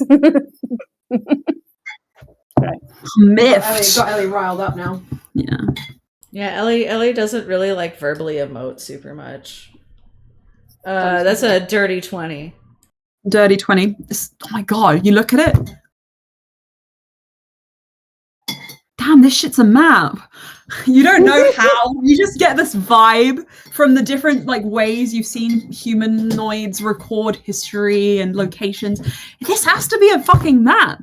And you do remember that you saw a sigil similar to one that appears on this disc in the sigillary that you were recently just at. So it seems that if you want to, Kyvir does speak whatever this, or at least understand vaguely whatever this language is. Wait, I can see the runes on it now? Oh shit, you can't see the runes on it. I forgot. Sorry, that was my fault. Let me think. I still have notations of the runes that I had copied from the book. Boom. There you go. There you go. You can't see anything on it. There are certainly no runes on this thing. But if there were, they might be like the ones on the book that you copied. Sorry, that was completely my fault. Yeah, if I had recognized some of the runes in the shop at the time, I would have just asked Kyvir to translate them. Okay, for sure. Let's say that you gave him a copy of the runes. Gave him a... You can do like a silver piece, and you can come collect them tomorrow morning. Oh, it's not like there are that many runes that it would take. Oh, yeah. Oh. Then, Big yeah. chunk. You did a big... Yeah, I did. Cool. Yeah, absolutely. I will pick up the runes tomorrow. Okay, right. And Malik just says, well, look, you're here already. Stick Nice. around for an hour. The wake's going to start soon. Ah, yay. Great. So you guys all stick around, and slowly, as night begins to fall, Can I tell them the situation with Dishonor? you guys all gather around that table near the corner where you sat before, and still looks really like, despite the day, they still look like they have a kind of like a weight on their shoulders.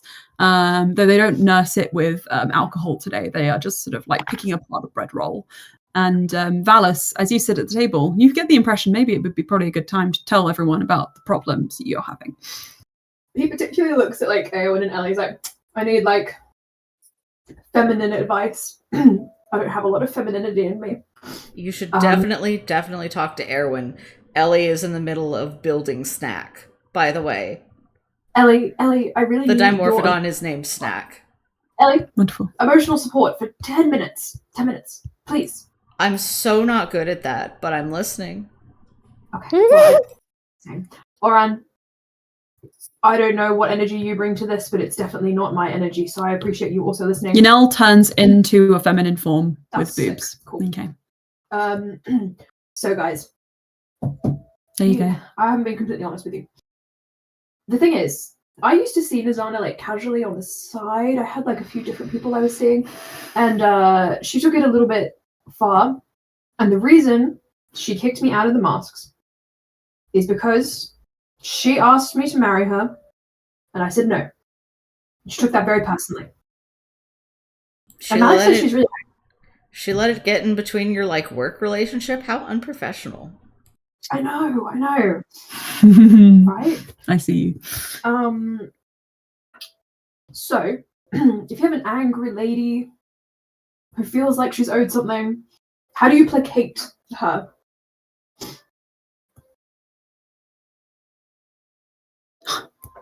You don't placate. Obviously. Erwin, what do you think?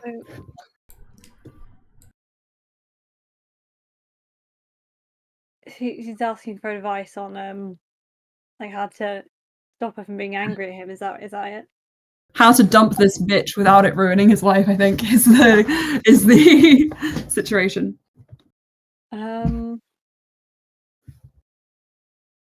I mean, my relationship went very well, so I'm not sure if I have any personal experience I could give advice I could give to you. But stuff and things always help. Shower her with gifts, and then you maybe don't shower her with gifts. That might do the opposite. Is there somebody Please don't else shower her with gifts. over her head in the masks, like a higher manager kind of situation? You want me to report her to HR? Yeah. She's also the leader. Okay, She's what? Actually, there's multiple. there are a few leaders. Valis has mentioned a few, though I don't know what his relationship to them is. Valis sweats. Do you know any of them? Just a couple. And do you think they would help you? If you said that you were struggling with your Nizana situation? Maybe. Well, why don't you reach out to some of them?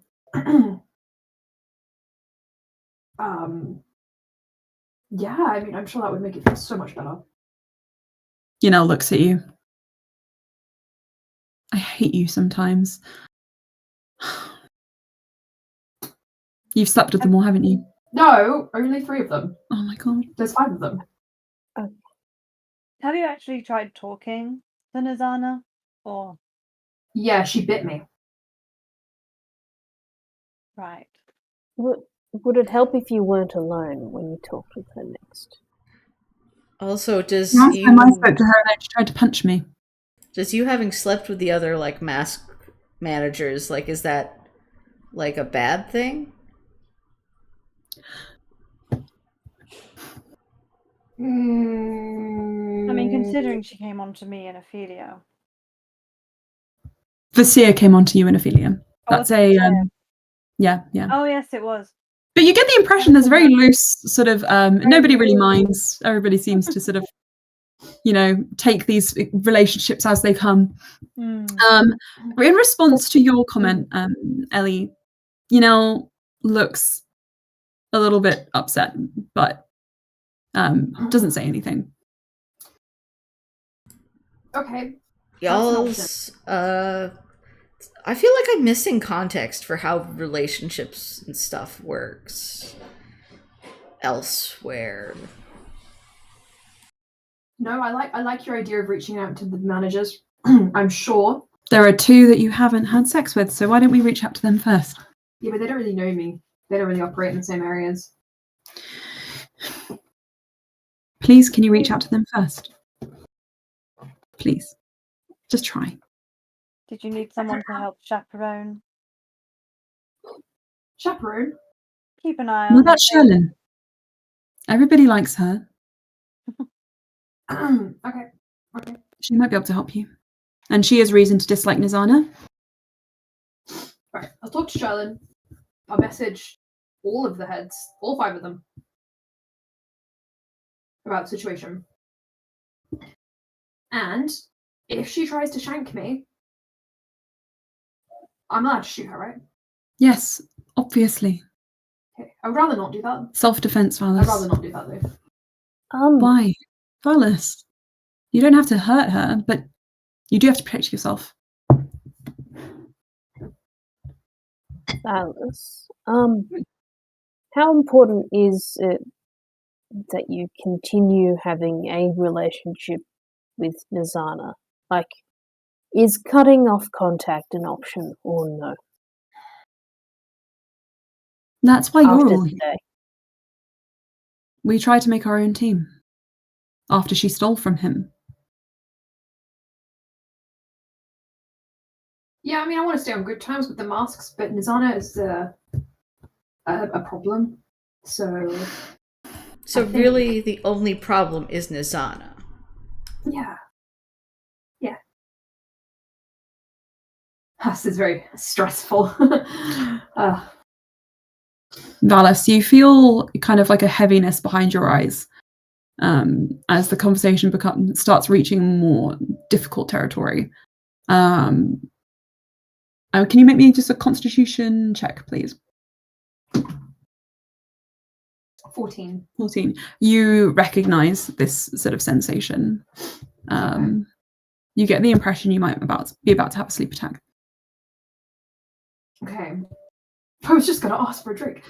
He kind of leans forward on the table, swallows, and then looks at Yanel and says, I think I'm going to pass out. Okay, and Yanel immediately slips their jumper under your head the moment it hits the table. And guys, Valis is unconscious, it seems. And Yanel says, don't panic, he has narcolepsy. And immediately goes around and sort of tries to make the jumper pillow a bit more appealing. Checks his temperature and goes, fuck. What's wrong? Is this the usual thing that we should do if something like this happens? If something like this happens, if he's standing up, he has a ring which will teleport him to somewhere he can lie down without hurting him. But it's a mobility aid. It's only there to make sure that he doesn't hit his head or anything. Ideally, I mean, he needs someone with him pretty much all the time. It's part of the reason he can't go out alone. Can't go off by himself.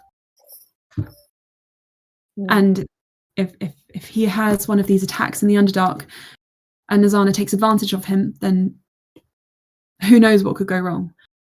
But no, they weren't always like this. They used to just be, he would have a micro nap and then wake up and be completely himself again. No sickness, no nothing. But look here, and Ophelia, he takes your hand and presses it against against Valus's forehead gently, and you can feel he's burning up.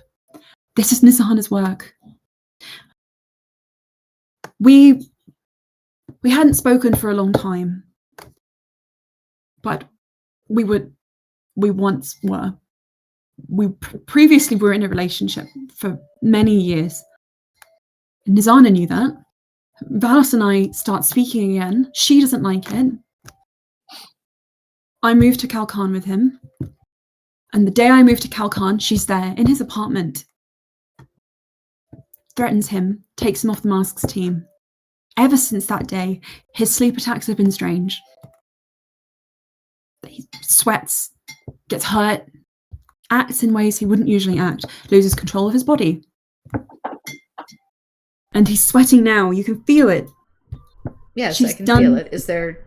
Okay, we have Nizana as like one factor. Okay, but what are all the other factors? What are all the other changes that have happened since that day? What do you mean? Okay, but have you been like tracking like his diet during that time period? Have you been tracking like the weather anomalies? Have you been tracking, where he's been? Any sort of like allergens or I've known him since I was born. He basically I'm saying that is Nizana the only factor it could be? Is there anything else? Or maybe even a combination of factors. Is there anything new on his like form? Well, ever since, looks a little uncomfortable, but just says, ever since we broke up and he started his missions with the Masks, he's not been taking care of himself. Scars. Do you think that these are a cumulative effect that built up to that point? I think that maybe you only just noticed when you reestablished contact. I didn't have enough contact with him during those years to really know if anything was different or not. He acted like himself. But I think that Nizana is exploiting the fact that he's not been looking after himself. The fact that he's been trying to heal himself, even though he's no healing magic. The Masks, until I went down there, Nizana's team of Masks didn't bring clerics with them. She thought they were a waste of time. They got themselves hurt, and it was easier to just make Valus kill the injured. If they couldn't walk, they couldn't live. And I can't imagine how he was healing himself, looking after himself, if he was injured on her team with no cleric there. Bryn, as a relatively new addition, at least as far as I know, I think that he was injured, he's unwell, he's vulnerable, and she feels threatened by us being together again and has done something to hurt him. I tried to confront her about it in the Underdark, and she tried to hit me, tried to hurt me. Why would she do that unless she had something to hide? I'm not saying it's the only option, but I'm saying it's the one I want to eliminate first. I mean, she might not have even had to do anything. If his health got bad enough, he might just not be recovering like he used to. Something's different. It's not... Well, you can tell me, It's not just physical health. He does things. She makes him do things that he wouldn't do. Say things he wouldn't say. Go to places I can't say the extent of it. It's not mine to tell. But the things that he does, they're designed to drive a wedge between us. Me and him. Makes him do things with people when he's made other promises to me. Commitments. No, thought at first maybe that was just that. I don't think I can talk about this, but it's not mine to say. But all I'm saying is that the things that she's made him do are designed to hurt us and him.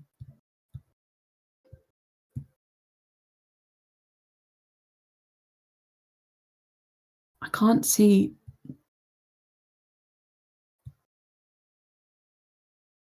any other answer except that she's doing this to punish him for not loving her. Do you think there could be some sort of curse on him? Exactly. Do you think Kyvir or someone similar could take a look? Well, I trusted him enough to do the runes on our house, so maybe. And readjusts the jumper underneath Valas's head as he seems sort of twitching, and there is a very obvious sweat now on his forehead. And he puts his hand over Valas's forehead and cools down the sweat, trying to relieve some of the symptoms. And very quickly, I just want to go to Valas for a second. Valas. Valas, you are sitting at the table when you feel your sleep attack come on. But from your perspective, you just lie down for a second and hold your head and just lift it back up and you go, ah. Awake once more. Except that the table is quiet and watching you. And as you open your eyes and rub them, trying to come back to the world, you briefly see, almost like a shadow behind your eyes, a large figure, as if they're sitting at the opposite end of the table, staring at you. Their build is broad and powerful. You've seen them before and you know them well. But their face is obscured. You can't quite figure out what they look like. And then all of a sudden, as you kind of focus on them, recognizing them, you are struck by an excruciating heat behind your eyes. The heat holds your hands and scorches your fingertips. It rubs the ash along your palms, almost. You feel it sort of seeping into you. And you close your eyes to try and get away from the sensation, but when you close them, you just see red.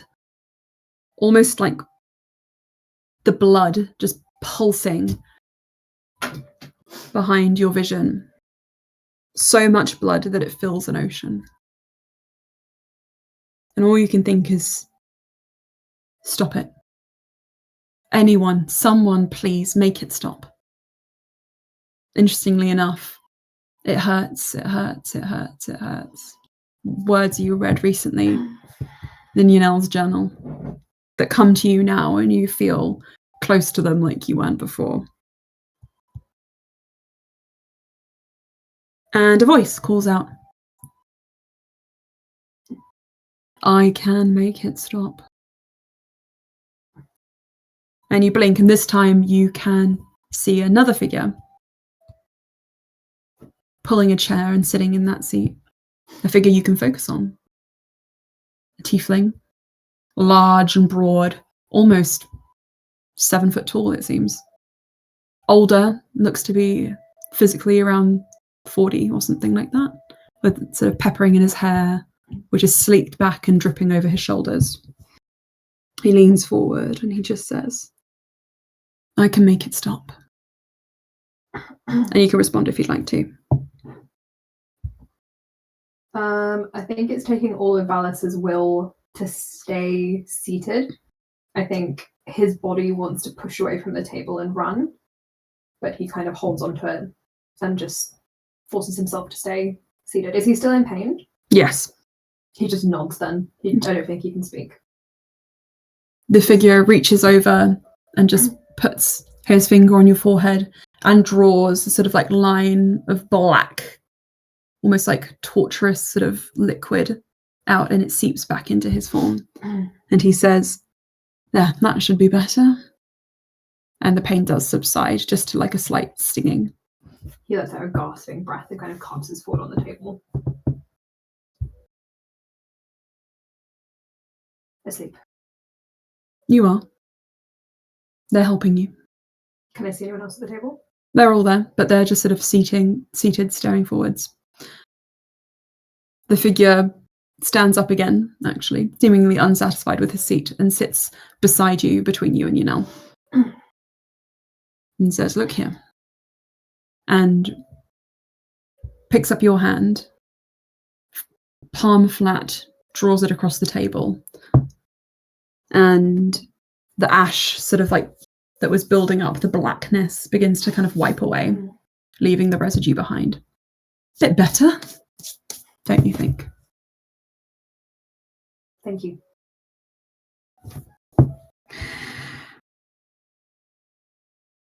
Do you remember what I said to you last time we were here? Some of it. What I offered you? Yeah.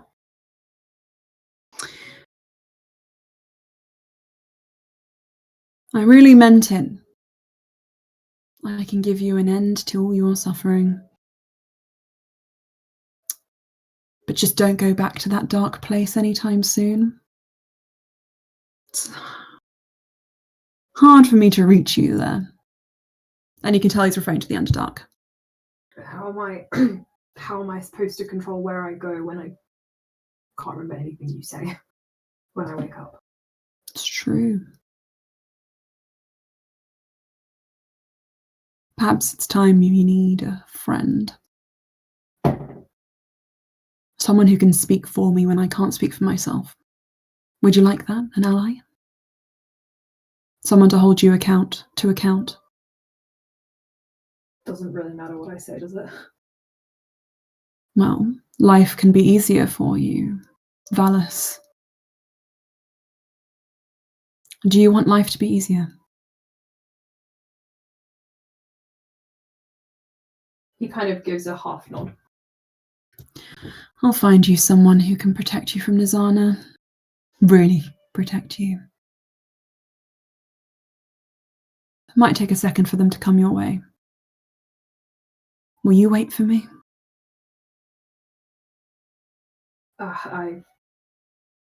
Sure. And of course, not just Nizana, but anyone who would cause you harm. They'll teach you what I need you to know. How to be stronger and more powerful. Does that suit you well? Of course.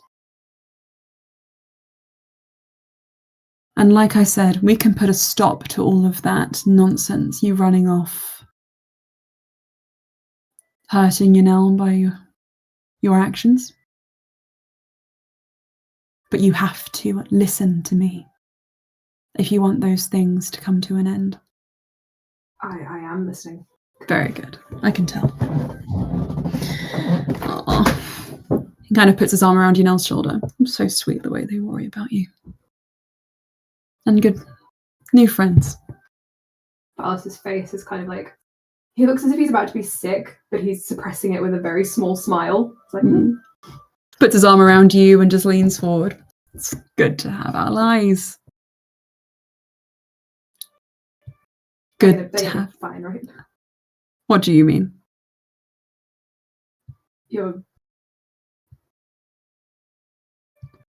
Everything's gonna be fine. Everything's going to be fine. Totally fine. Look here. Yunel's opened up, made more friends. Though this one seems to have a darkness to her, points to Erwin. You've relied on more allies. Though, of course, they don't know the horrible things that you've done. But I know those things. And I still want to help you. I still think there's a way forward for you. The way I see it, you're on the right path, Valis. Where, pray tell, does that path go next? Don't know. Don't know. That's the thing about what I do. I go where you follow. Where all things eventually go. Not death. Gosh, no. That domain is overpopulated. I think you know where. And Before Valis yeah. wakes up, can I try and do something? You can try. I don't know if he's gonna let me do this. I'm gonna try anyway. Can Valis make an effort if can I say his name? Do you know his name? Valis knows his name. Who do you think this is? It's Drift. Drift. A version of Drift. Sure. Okay. Valis, if he's like leaning on Valis's shoulder, can Valis kind of curl his fingers around some of Drift's hair Mm-hmm. and try and hold on to it to see if he can pull it through with him? Okay. Make me a stealth check or a sleight of hand check, depending. Okay. Look. Okay. Gosh, hair is so important in this game. Come on. 17. 17. Okay. With a 17, I'll keep that in mind. Okay. And as he pulls back, you feel your tired eyes, and you jolt awake again. And Valis, that was a pretty sweaty nap. It feels awful. Like when you have a fever dream. Yeah. And you don't remember your dream at all, actually. Not even an impression of the figure who you saw then. Okay. Does anything pull through with him or nothing? I think that when you look down at your hand, make me a perception check. Actually, no, you're looking at your hand. You don't need to do that. Look at my own Maybe hand. an insight check, though, because I want to see if you understand what this means. Natural 20. So, like, when you look down at your hand, you look up and sort of subtly under the table, you look down and you see that in the palm there is curled a single black strand. It definitely is in your hair. He's on us. Kind of whirls it around his finger. Gross. Malik really needs to clean this place better, Yunel says. Are you all right? Valis. Just long few days. Sorry, guys. I'm sure Yunel explained. I have narcolepsy, so I just like conk out every now and then. Don't worry. Do you need some water? That would be so good. Mm. So good. So nice. You get the water, and by this point, all of the drow have started to arrive at the Lockjaw for the wake. And I think that is going to have to be a event which happens at the top of the next session, because it's getting quite late and I want to wrap this for now. On that, there's a good note to end it. Thank you, guys. The story deepens and your worlds widen. Akiriri, a Shissel. I need to start naming things with not A's. Thank you. Loads of hot tieflings for you all. You should send that. Can I send that drawing? Yeah, sure. That's a lot of tea.